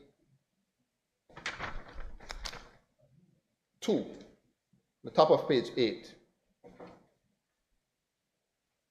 The minister may, with the approval of cabinet, revoke the appointment of a member other than the director if the minister is satisfied that the member A is, in the opinion of the minister, not acting in the best interests of the board. I don't like that. Too arbitrary. Too arbitrary, and too many things, Madam Speaker, can fall under that. If you ask a board member to do something or chairman of a board to do something that that person knows that he should not be doing, because he has a fiduciary responsibility not to the minister, but to the organization or the company that he's the head of. That is where his first order is. The minister could turn around and interpret that he's not acting in the best interest of the board because he can't get you to do what it is he wants you to do. We can't do that. We have to check ourselves properly. And I always say to civil servants, I say to other people in positions, when a minister asks you to do something, he calls you on the phone, he asks you to do something that you know you should not be doing, that you know is ultra-virus, the laws that govern you. All you got to do, civil servants, is say, Minister, a little busy here, I might forget.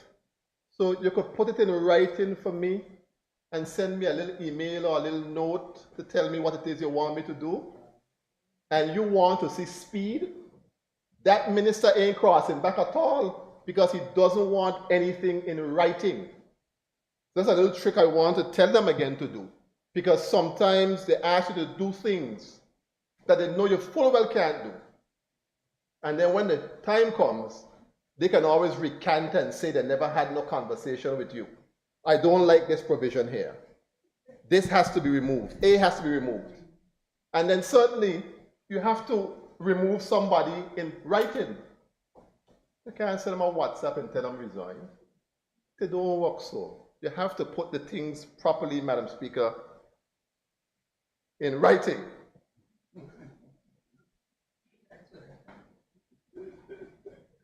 B, Madam Speaker, says that the minister is satisfied that the person is incapable for any reason of discharging his or her functions as a member. Too subjective again. Too subjective. I don't think that that should be one of those things. The others I have no issues with, but A and B, Madam Speaker, I think we need to deal with that a little differently.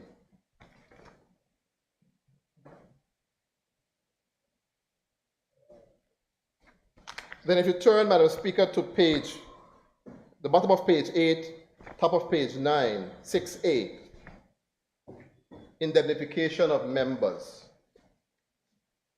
The board may, after where an action, suit, or proceeding has been brought or threatened against a member of the board in respect of any act done by that member in the performance or purported performance of his or her functions, and A, the circumstances are such that the member is not legally entitled to require the board to indemnify him or her, and B, the board or the High Court is satisfied that the member acted in good faith and in honest belief.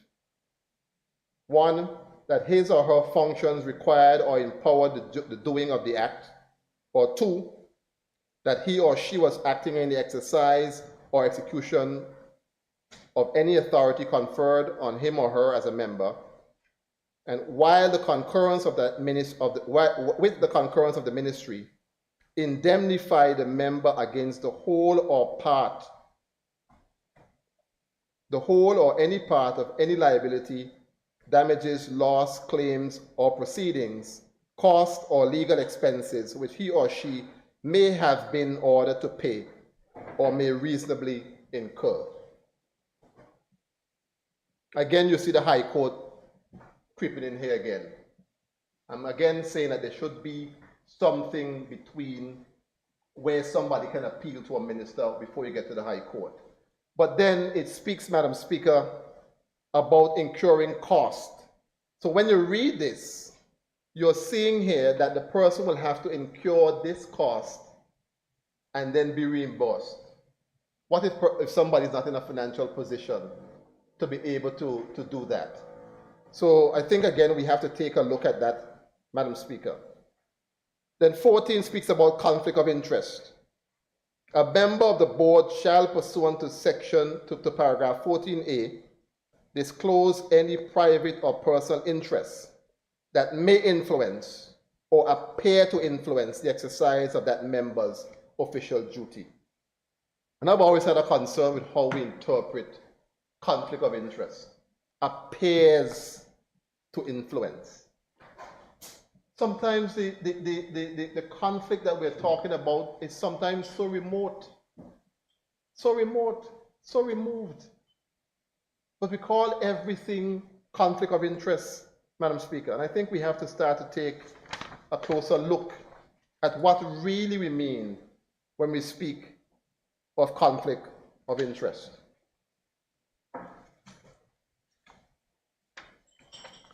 Then, Madam Speaker, I want to go into certain parts of the schedule and the guidelines. And when I read into the guidelines, I'm on page 27, Schedule 1E.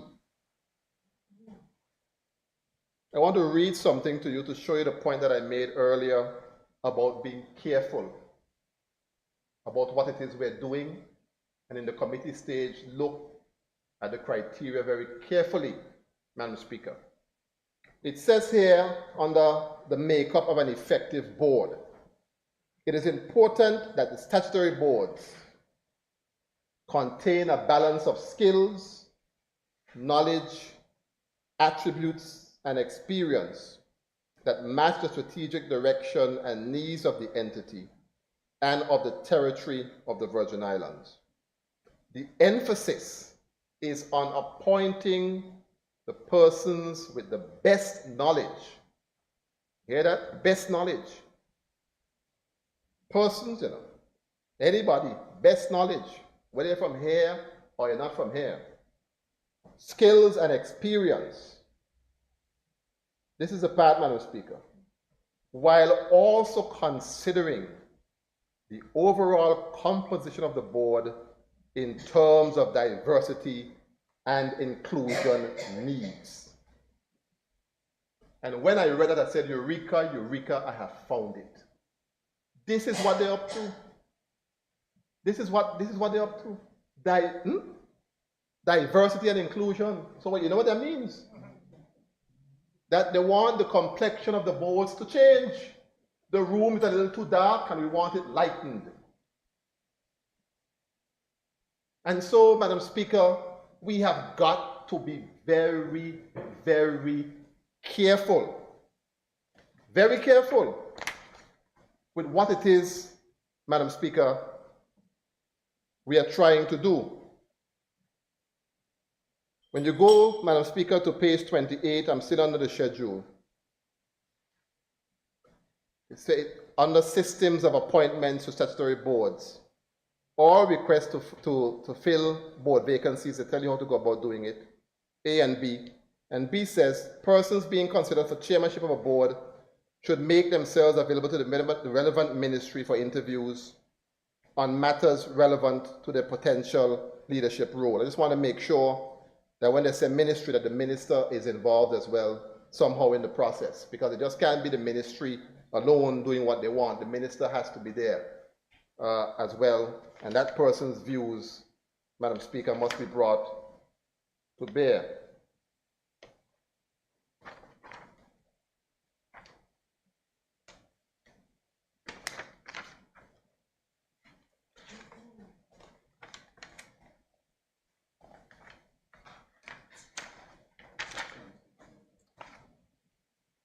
Page 36, Madam Speaker, same schedule, 12, removal of board members. The grounds by which a member may be removed include options such as the following. A, termination of the appointment anytime by the governor. How the governor get in this? How the governor get in the middle of this? The Constitution gives the governor powers in relation to the public service, for the terms and conditions of the public service. How he cut in like a Spanish radio station and get himself in the middle of a board. The head of the board's formed under a ministry. You have no call in the middle of that. And then to say to be able to remove a board member at any time? What are you, Lord of all you survey? At any time. And any time don't just mean any time, it also means for any reason. I decide to wear a pink shirt today, I don't like pink, come off the board. No, and y'all cannot, government, stop coming up the road with these things to us. Stop it, because y'all know better. I've been in cabinet before. Sometimes when the things come to cabinet and they don't have in the right things, Ronnie Honorable Member Skelton could attest to it. We send back the things. We're not going up the road with these kind of things. You're not giving us this to bring tongue. You're not doing that. How can you come up here with something like this to somebody who you know clearly is trying to take away your authority from you? That should not be here at all. And then B, removal by the minister for conduct of misbehavior or inability, which is inconsistent with page 8. Because why is the minister now removing people by himself? The appointment procedure is the minister on the approval of cabinet. How is it you're going to turn around now and say the minister can remove somebody from the board for conduct of misbehavior or inability? If that is the case, then the minister then go back to cabinet and prove his case and get approval from his cabinet colleagues to remove the person. But you can't have ministers out there being rogue and doing what they want. Because you have to bear in mind, you're messing with people's professional reputation, When you get certain people to serve on a board, especially in the position of chairpersons, those are normally persons of a certain caliber, professional caliber. You cannot ruin the reputation of those persons by a minister just doing to him or her whatever they want. I don't think that is what we want. We're not going to get the quality of people to serve on boards like we want. Look at C. Removal from a board with or without cause by a resolution passed in a board meeting. I can't support that. With or without cause. So somebody serve on a board, somebody don't like you, a resolution is passed with or without cause. And if they get a simple majority, you just off the board like that and you will do nothing? I don't think that is something that it is. I don't think that's something that we want to do for anybody. And then D says revocation by the minister at any time for the following. Again, here it is now, the minister at any time. No approval of cabinet to do certain things. Misbehavior, even though yes, these are some of the reasons that you should be removed from a board from, but it can't just be the minister alone. The minister has to act in concert with cabinet. And then E, revocation by cabinet if satisfied that the member is incapable. How cabinet jump over the minister and cabinet now can remove somebody from a board? I don't think that's what we want to do. So we have to, Madam Speaker, look at this and tidy it up.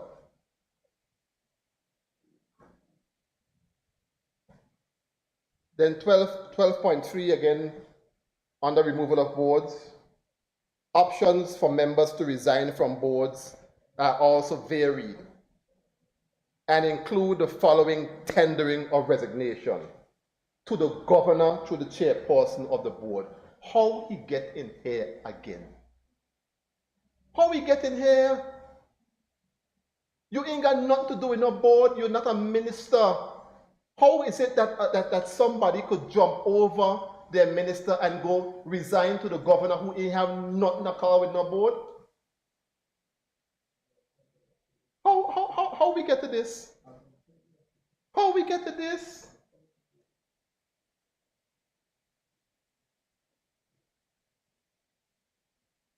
And then that's one option. The other option is saying writing to the minister through the chairperson of the board, and at any time by notice in writing address to cabinet. So you're going to jump over your minister and go resign to cabinet?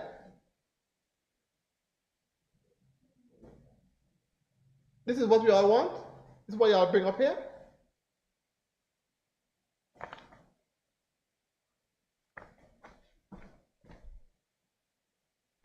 Then you go to 12.4, again on 36, but I'm going to go across to page 37.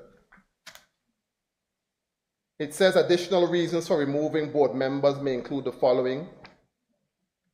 And I go down to the part that says following conviction of any illegal offense. I think we need to start to make it a standard of excluding traffic offenses, because a traffic offense is a criminal offense, but I don't think that you should hold that against persons and prevent them from, Madam Speaker, serving on boards. And then refusal to follow a ministerial, cabinet, or government policy direction. I think you need a proviso in there, of course, provided that the person is not acting ultra vires the law or not breaching their fiduciary responsibilities as a director of that company.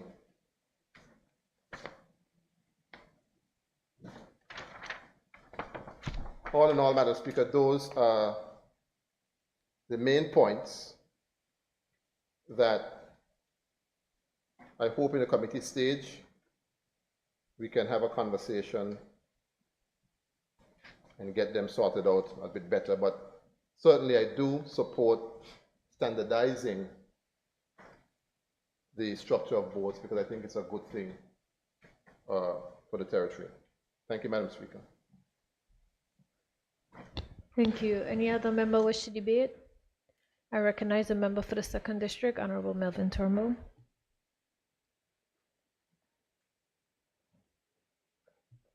Thank you, Madam Speaker. Madam Speaker,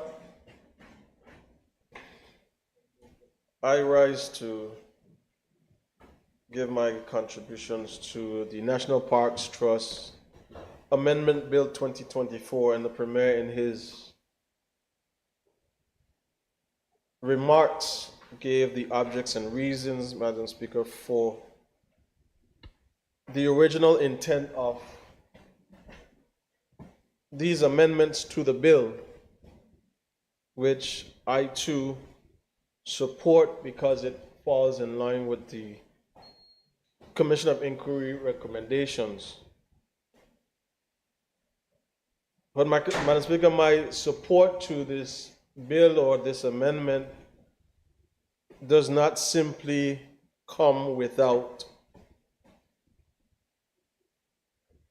a bit of reservation in some areas which I believe that we can have and should have a further discussion about.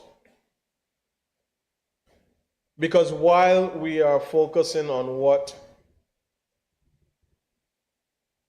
is required based on the recommendations of the COI, I remember, I believe we were down at Save the Seed and Energy Center then.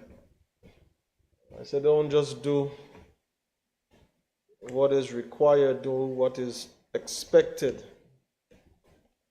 And what is expected, Madam Speaker, is to even go a little bit deeper into this bill and address some areas and issues that I know have been of concern for some time.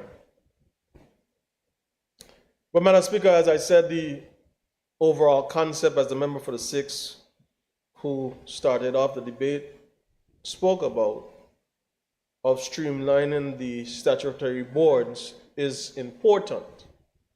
However, we have to be careful of how we are doing the things that the recommendations are calling for us to do, which is changing the very fabric of what exists and existed in this territory, where there are certain criteria, certain stipulations, and certain disqualifications written in black and white, Madam Speaker, that disqualify and disallow our people to serve in these boards. Madam Speaker, I would want and I would have hoped that while we were doing this, I know time would have been against us, but the deadline is passed and we are still working. I would have hoped that in this somewhere, Minister for the subject, Honorable Premier, while we set out guidelines for the appointment and disappointment of members of the board, you, sir, would have been able to encourage somewhere in there that you have an appointment time for persons like the director. Because, some other persons who were here before us, gave indefinite appointments.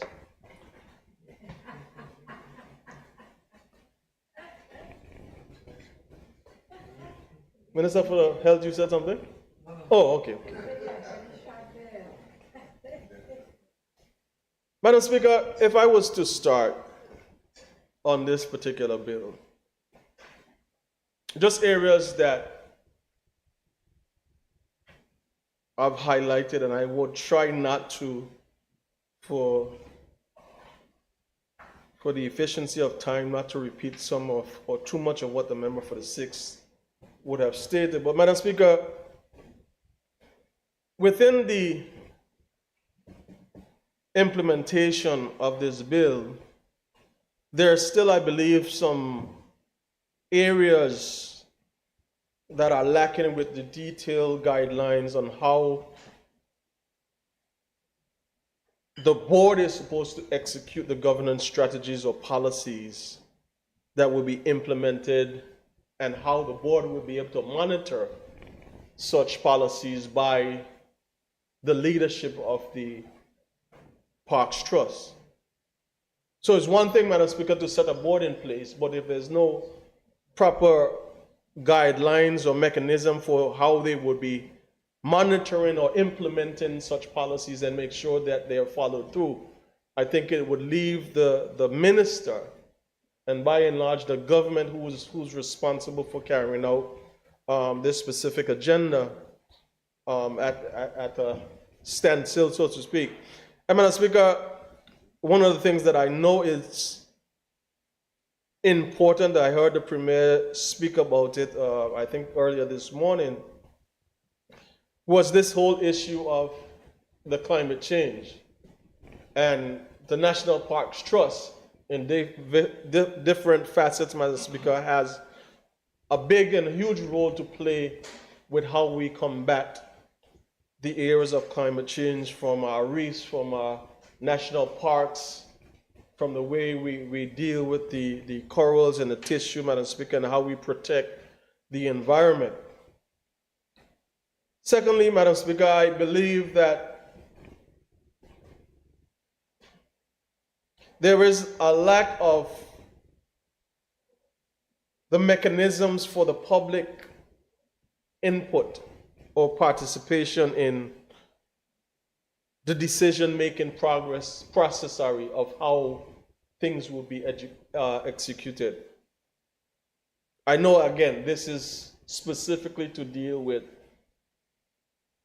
the regularization of statutory boards, but we are in the bill, Madam Speaker, and I believe this is something that could have been included, given, I believe, and I'm not sure the last time, but I'm not sure there was an amendment to this act for some time. And then, Madam Speaker, with the public participation, I go directly to how the environmental impact is addressed or will be addressed. There's no specific measures for the environmental protection or sustainability within the parks. And not what exists on the books already, Madam Speaker, but what are the future plans? How are we now going to incorporate the issues of climate change, the issues that are surrounding us now, and what is the board's new mandate to how we deal with the extra flooding that we're having, the extra erosion of our beaches that we're seeing, the extra runoffs that are going into the water. How are these things going to be handled? So, Madam Speaker, there needed to be a policy based on the environmental impact. And I know while I'm saying that with the public interest, is because, Madam Speaker, while we have, some of us have doctorate degrees and master's degrees and bachelor's degrees and associates, Madam Speaker, there's some persons within our communities that have what they call common sense. And they have the history and understanding of how and why things are the way they are and what used to be, which could help us, Madam Speaker, with the knowledge that we have intellectually to make some better decisions on the way we're changing the way we build or try to protect our territory. And Madam Speaker, as the old people would say, common sense ain't so common these days. But I believe that's an important aspect of it. And Madam Speaker, the member for the 6th touched on the transparency. My note is the transparency in the procurement process, because the bill references the Public Procurement Act, but it doesn't give the specific transparency measures for procurement processes, which simply saying, Madam Speaker, if we tie National Parks Trust, if we tie any of these other statutory boards to this procurement process or Procurement Act of 2021, Madam Speaker, it will cripple them like it is crippling the government. And I don't just mean this government, I mean all government that are going to have to deal with that. Madam Speaker, I have asked, and I go ask again, Minister of Finance, bring back this bill, this Procurement Act to the House, and let me deal with it properly. because there is no way. Madam Speaker, what's funny about it, and it ain't even funny, but I didn't want to cry, so I'm gonna laugh, is 2021, the Procurement Act came into force. The COI started 2022, or the report 2021 going into 2022. But in the report, Madam Speaker, you hear from the reviewers that this procurement process is crippling and stifling productivity in certain aspects of the government system. This is our reviewers, together with some of the reviewers and persons from even Hickenbottom himself, from the United Kingdom. And Madam Speaker, we're now providing or proposing an amendment to this bill that we say we're going to tie ourselves further to this process that's crippling us. So is tumble along and want me tumble along and trip up and fall along and break up my teeth them. Madam Speaker, it can't work. So, Premier, before we bring this act back, let me take out that, let me delete it, remove it, cross it out, scrub it out, rub it out, erase it. It can't work. Then the conflict resolution, Madam Speaker, and this will be the conflict resolution in the detail on how conflicts with the board or between board and other entities will be resolved. Madam Speaker, the board makes decisions based on the happenings of what is presented to it. But there's a step missing, Madam Speaker. In Labour, member for the 6th talk about how Labour work. You know, I was a little minister for Labour for a little time there. I was also minister for the environment. It didn't have climate change, but it was included. And there's a process there. You come in, dispute officer. From the dispute officer, you go to the commissioner. Commissioner, if he or she can't resolve it, it is brought to the minister. The minister can't resolve for whatever reason, it goes to the tribunal. And then after the tribunal, but Madam Speaker, this conflict resolution that the board, and I'm going to get into the section that deals with what is supposed to happen with a board member. Madam Speaker, is a step we're missing. And I read this bill with keen interest and intent because the step that's missing, Madam Speaker, is the step that causes some of this problem. The leadership of the body is where a lot of this dispute coming from. Madam Speaker, I have nothing against anybody who's going to do their job. But when you do your job, Madam Speaker, in a way that you feel that you use the law, and the board can't tell you what to do, and the minister can't tell you what to do, and I talk from personal experience, Madam Speaker. This ain't nothing here. Madam Speaker, this is a problem. I'll give you an example, Madam Speaker.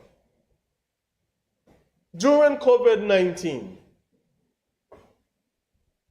2020 to about 2021, that whole year, the majority of the year, this country was shut down. My district, 2nd District, specifically the areas King Garden Bay, Bruce Bay, Just Van Dyke, White Bay, Great Harbour, Little Harbour. But then I'm going over to Virgin Garden, to the people that have mooring bars.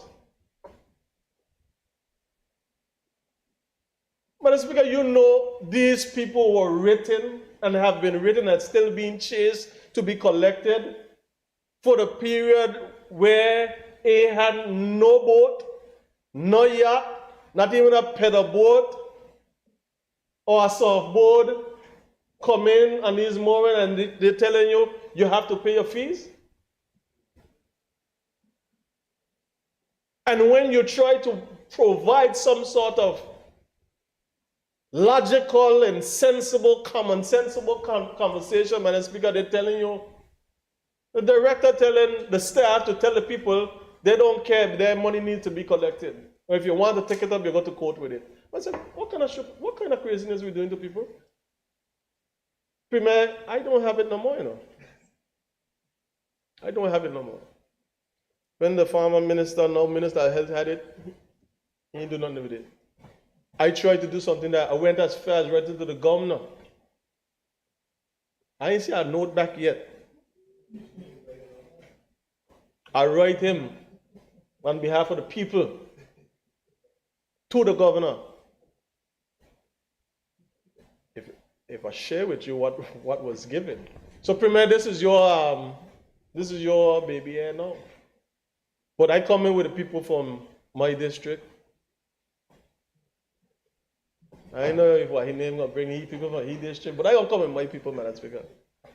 Because you cannot be charging people for the time when the country was shut down. What you want them to pay with? I don't understand, Madam Speaker.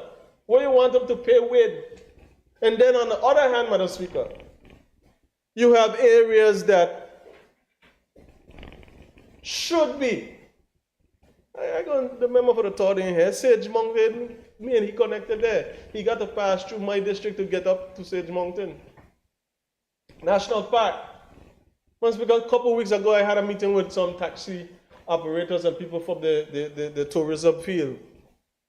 And not me, and not them, but Madam Speaker, the visitors who we bring to our shows, who pay the money to go up to these national parks, are complaining that the trail is unkept, is unsightly. Madam Speaker, we can't clean out. I know it's nature, but Madam Speaker, I think we could do a better job if people complain and say, this is a problem, Madam Speaker, we have to pay attention to it. But Madam Speaker, you think that's all? There ain't not. Madam Speaker, this appointment of board members and how they're selected and who can be appointed and disappointed, Madam Speaker, and their qualification, Madam Speaker, you know where this is coming from?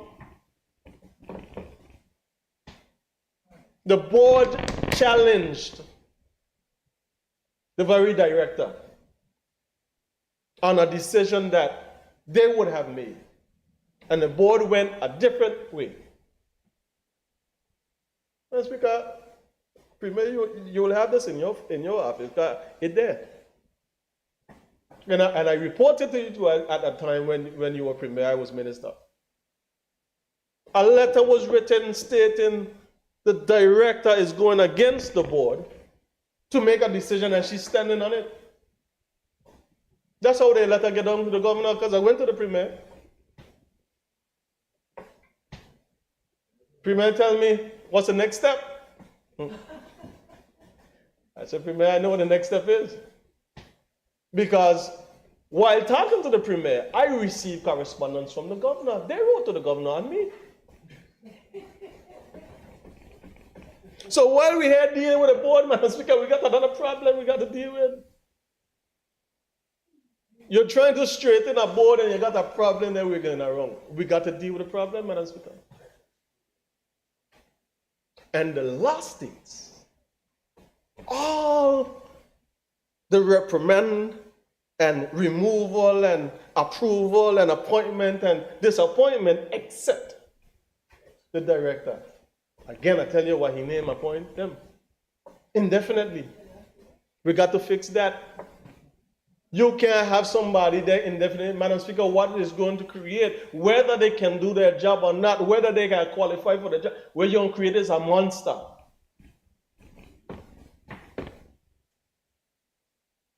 That even the staff, Madam Speaker, fails. Madam Speaker, you can't treat people like this, whether you know your job or not. Whether you're qualified for your job or not, Madam Speaker, there are people that are leaving the National Parks Trust for fear. I fear no one but God. You can't intimidate people, Madam Speaker.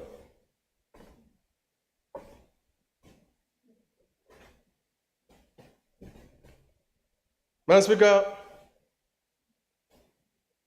I believe in this law, Premier, in this act, Minister, sorry for the subject, there has to be some sort of requirement or guidelines set by the board for the director. Whether it is to report quarterly reports or annual reports or whatever reports, financial status, compliance, government policies, Madam Speaker, that comes back to even the minister or the House of Assembly. Performance reviews have to be done and must be done, Madam Speaker. The director should be under the same scrutiny, Madam Speaker, to disclose any conflicts of interest or any steps taken to mitigate them, Madam Speaker. The stakeholder engagement and the audit for compliance.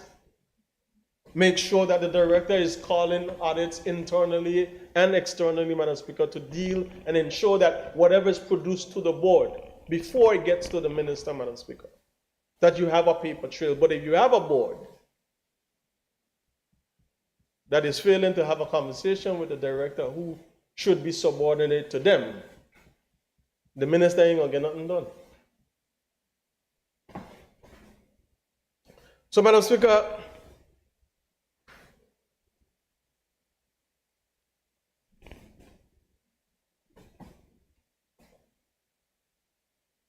Section 5(6),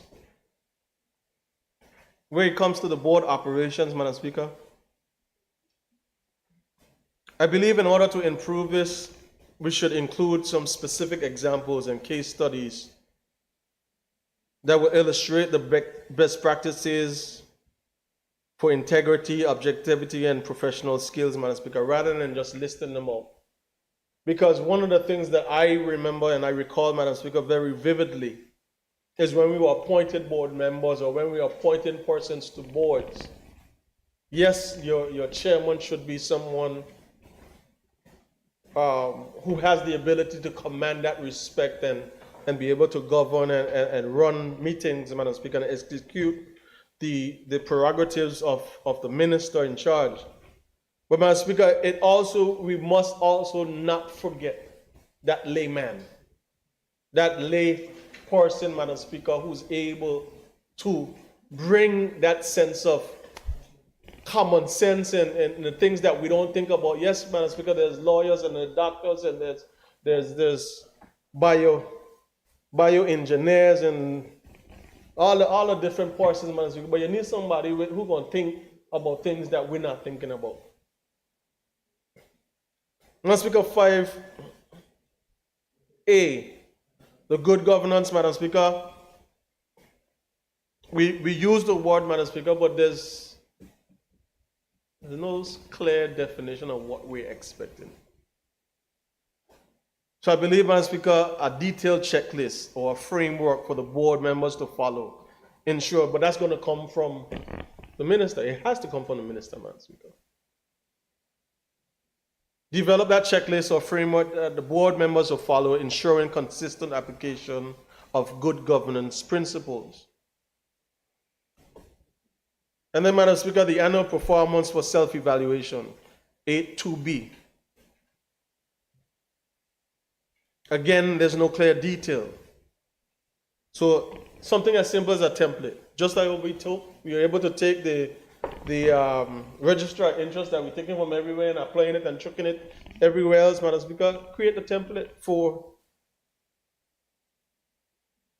the self-evaluation. What are you looking for? How are you measuring what you want? And then being able to reappoint some of these people that were there. Madam Speaker, I don't want to go too far, but them as my people, so I have to defend my people. Madam Speaker, a board set in place. You call for a meeting with the board on a decision that was made. And I'm telling you what happened while I was there, Madam Speaker. This is another occurrence. We're only there for 10 months now. This is another occurrence. But Madam Speaker, it's all connected to the board. A decision was made, Madam Speaker, by the director. The board, however, had minuted their decision completely opposite to what the director said. I don't just deal with here. Say I call a meeting on the board. What was the decision made? Decision made was this and that. Decision made was this and that. Decision made was this and that. So why are we going and writing people telling them something else? Well, the director had a conversation with me. The director had a conversation with me. Who in charge?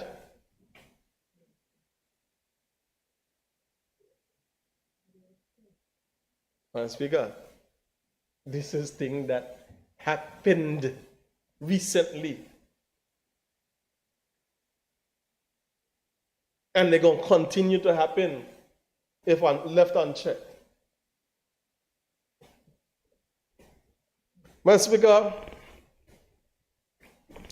my last point is 1E on the schedule, the appointment and removal of those board members.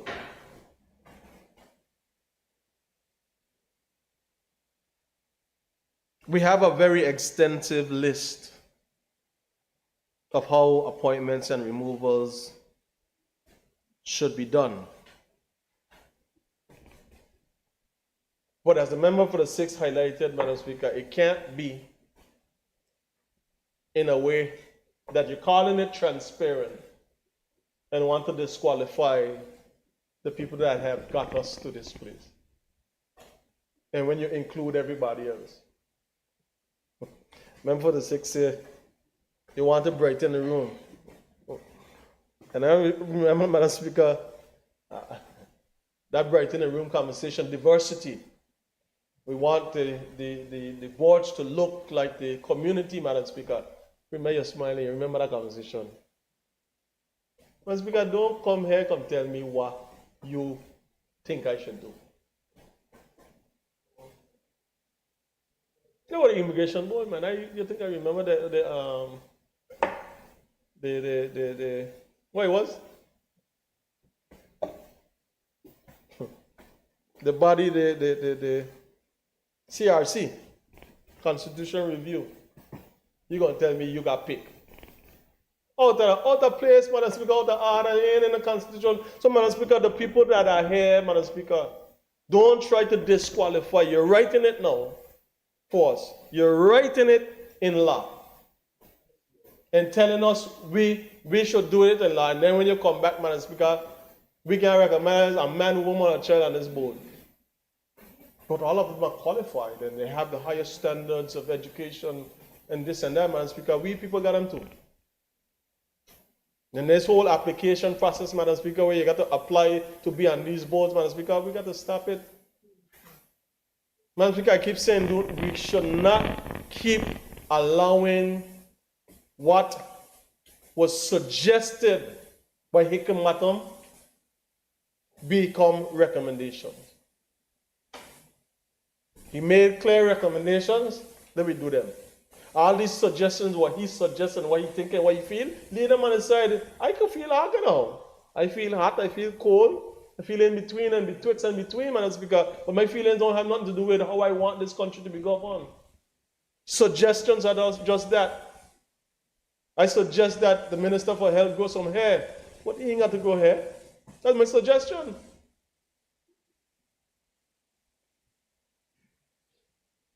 I'm picking on you a lot today, Minister. Sorry. You know, we're good friends. We have tourism. But, Madam Speaker, we cannot allow this suggestive nature that is being pushed. And the agenda is being pushed from the White House, is being pushed from the Hornets, the Bobcats, and everybody there, Madam Speaker. And we're writing these things into law, bringing them here, and then think they're not going to be questioned, Madam Speaker, and there's going to be some pushback. We're going to push back. Because you're not going to allow You're not going to be allowed, Madam Speaker, to change the entire way that this BVI continues to exist because we're correcting some things that were wrong or not properly done. While we continue to, Madam Speaker, to improve on our systems, Madam Speaker, we can't erode the progress that we've made. We got to build upon it, Madam Speaker. But remember, Madam Speaker, I keep saying that we are enough in this territory. Every Virgin Islander, every BB Islander, every person that calls this place home, Madam Speaker, we're enough to do what needs to be done. And I believe we have the capacity to do so. Madam Speaker, so those are my few comments points that I highlighted, Madam Speaker, and when we get in committee stage, Madam Speaker, I would again raise them and hope that some way, somehow, we could go a little bit deeper than just dealing with the board, but look at the crux of the matter, because things don't just happen. There's a cause, there's a root, and we got to get to the root to address the illness. Thank you, Madam Speaker. Thank you. Any other member? Should I call on the purveyor? I recognize the leader of the opposition, Honorable Ronnie Skelton.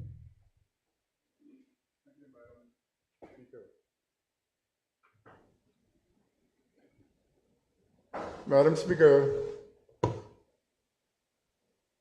know, this one size fit all that we're doing,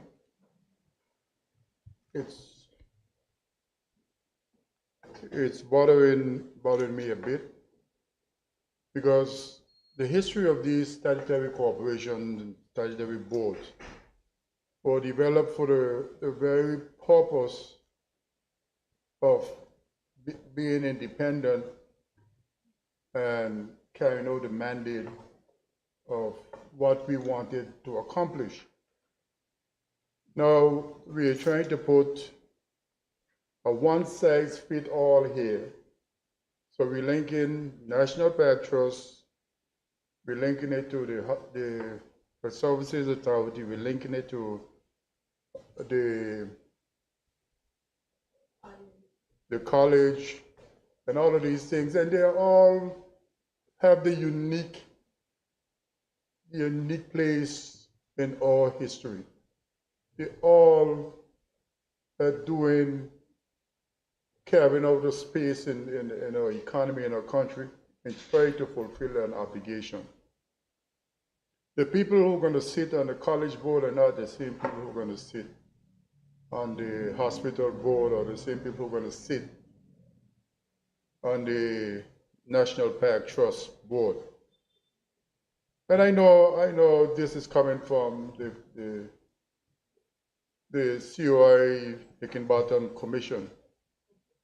But, Madam Speaker, I sure, if he's listening and seeing some of these things, he will say, that's not what I intended. I sure he will, because it can't work. It can't work. We need to take each board and develop modus operandi for that board. Take the National Park Trust Board. What are the problems? List them. Let's see if we could correct them inside their act. But to tie all of these boards together and referring them to procurement acts and stuff, the procurement of all of these organizations are different. If you link that, I have some experience with the Electricity Corporation with some procurement, the lights will go out and they will stay out for a while. We can't do that. Madam Speaker, I come to the African movies that my wife and them watch. I beg, please don't do this. Let's take each one of these things and based on their merit. I understand their problem. The member for the second district just outlined some, I guess, some problems that you have to deal with in the National Park Trust. Let's deal with the problems.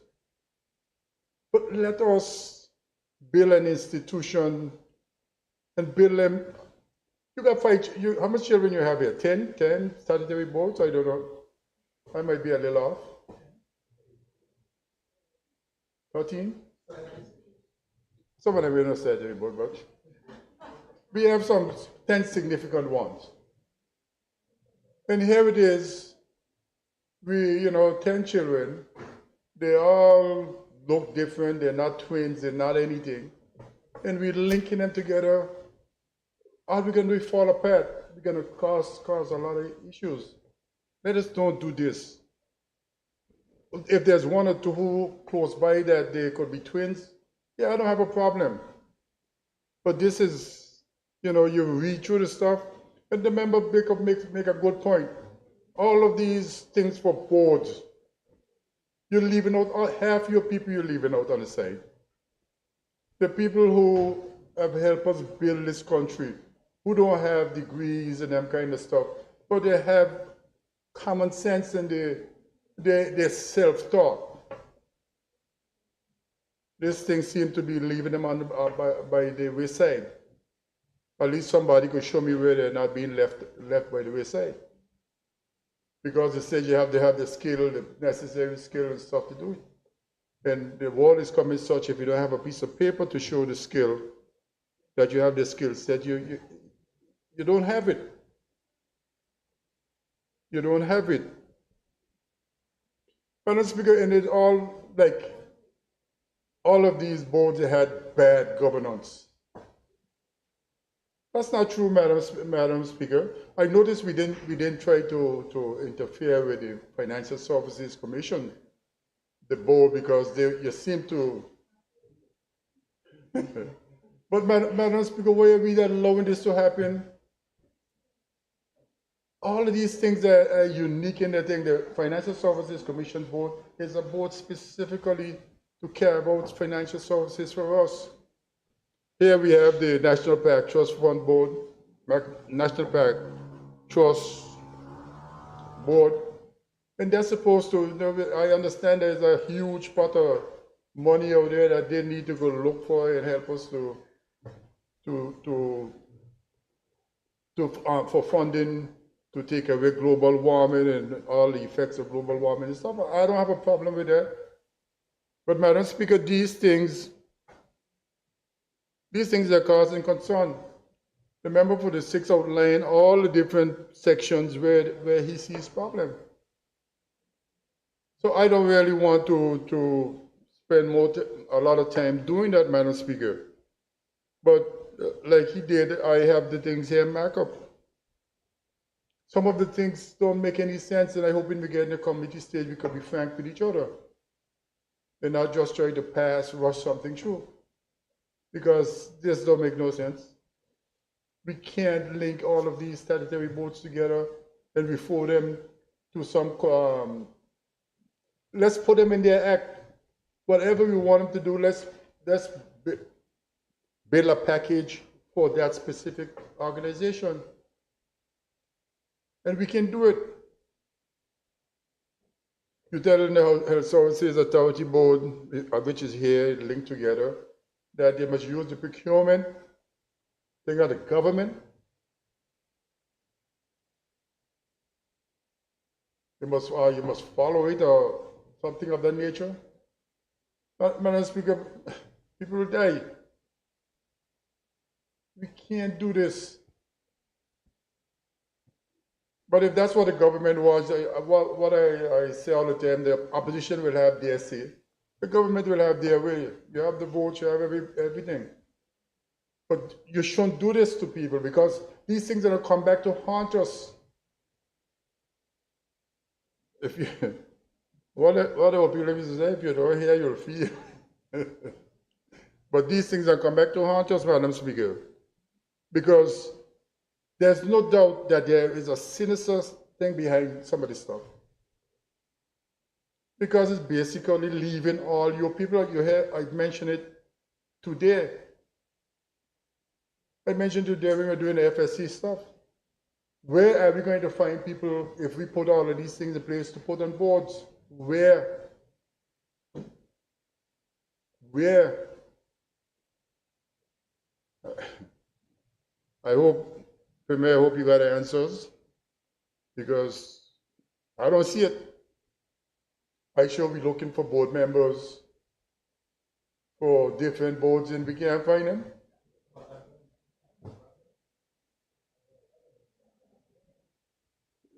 Is it the rule? No, but no. Why would I want to apply to be on a board, Madam Speaker, to be on a board where I have to cough all my guts up before you tell me I could be on the board? All I want to do is help. All the people want to do is help the country to advance. Wherever you have bad people who are ethically challenged, they will be so for life. But that's not all the people in the BVI. That's not all.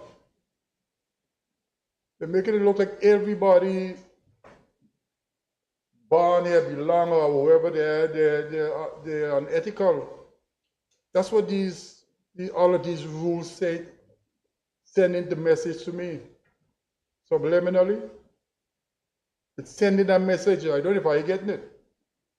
We all have a bunch of corrupt, and he only said the B word.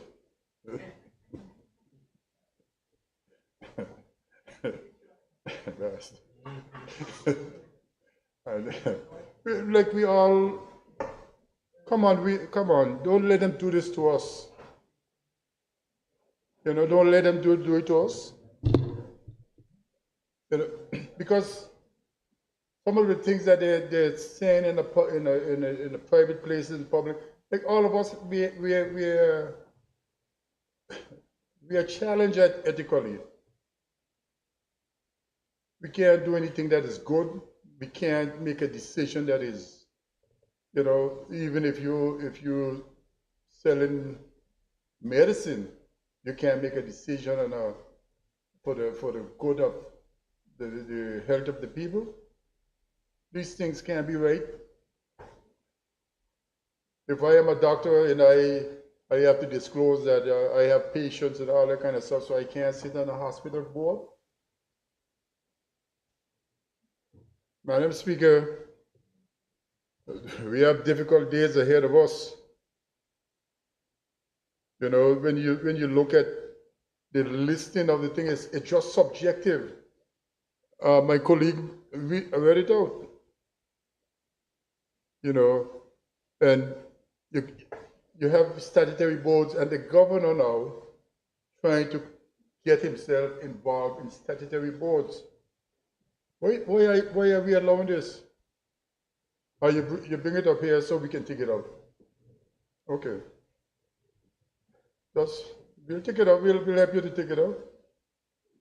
Because that's not the way it was supposed to be done. You know, so Madam Speaker, and some of the things we can sort out in committee stage where we gone, you know, on one hand we pass a whole bunch of stuff where the minister has too much discretionary powers. He needs to be reeling. And here it is in this act, we giving ministers powers without the cabinet. So all of those things, somebody gonna tell me if there is a change that's going on, because before we had ministers making decisions. In this act now we went all the way back. It must be by cabinet with the advice or the consent of cabinet. Then here it is. It's come back the minister again, and it was in the FSC act where the minister had some authority. So, Madam Speaker, we cannot create, because to me, what I see happening, Madam Speaker, with this bill and all the others, the other 3 or 4, is that we converting these things back into the government system, because they're doing a 2-step dance or something here with us. We getting them closer to the government system so we can erase whatever different line that exists. And carry them back inside the government. Pure confusion, pure liability for the government. Massive liabilities. So, Madam Speaker, I hope in the committee stage we can be honest with some of the stuff that is written here. And it be that some of the stuff that should be in handbooks or policy documents. Why are we doing this, AG? Why are we putting things that belong in policy document? How a board should operate, how it should, in the law. All this is going to do is stifle decision making. Madam Speaker, there's nothing that there is a standard operating procedure now that disclosure of interest must happen all around the globe. Again, how are you going to get board members? You're not asking them to sign an affidavit or something saying that you're going to do this, and you sign it. And if you didn't do it, then there's cause for action. You're asking them to divulge all the information. What is this all about? To be on a National Park Trust board? I didn't know there were lobsters and wilks and conchs over there, but I didn't know that this is so important a board that for the environment, yes. But why will I want what? I don't know, Madam Speaker. I don't know. Madam Speaker, and that whole schedule and stuff on the back of this document needs to be in regulation someplace. It doesn't need to be in the law. So, Madam Speaker, the member for the 6th went through the document, and 40-something pages, 48 pages, and it all deals with good governance, and it seems to be repeating itself. So I won't repeat myself any further. So, Madam Speaker, all I plea with the government is that let us create a bill for the National Park Trust that is fit and proper for the National Park Trust. And when we come to the others, we create bills for them. So, Madam Speaker, with those few words, I'll take my seat. Thank you. I take it there are a few more members. I'm seeing a few hands being raised to continue the debate, but we're going to have to take a break at this time and recess until tomorrow at 10 a.m. So we recess until tomorrow at 10 a.m. House is now recessed.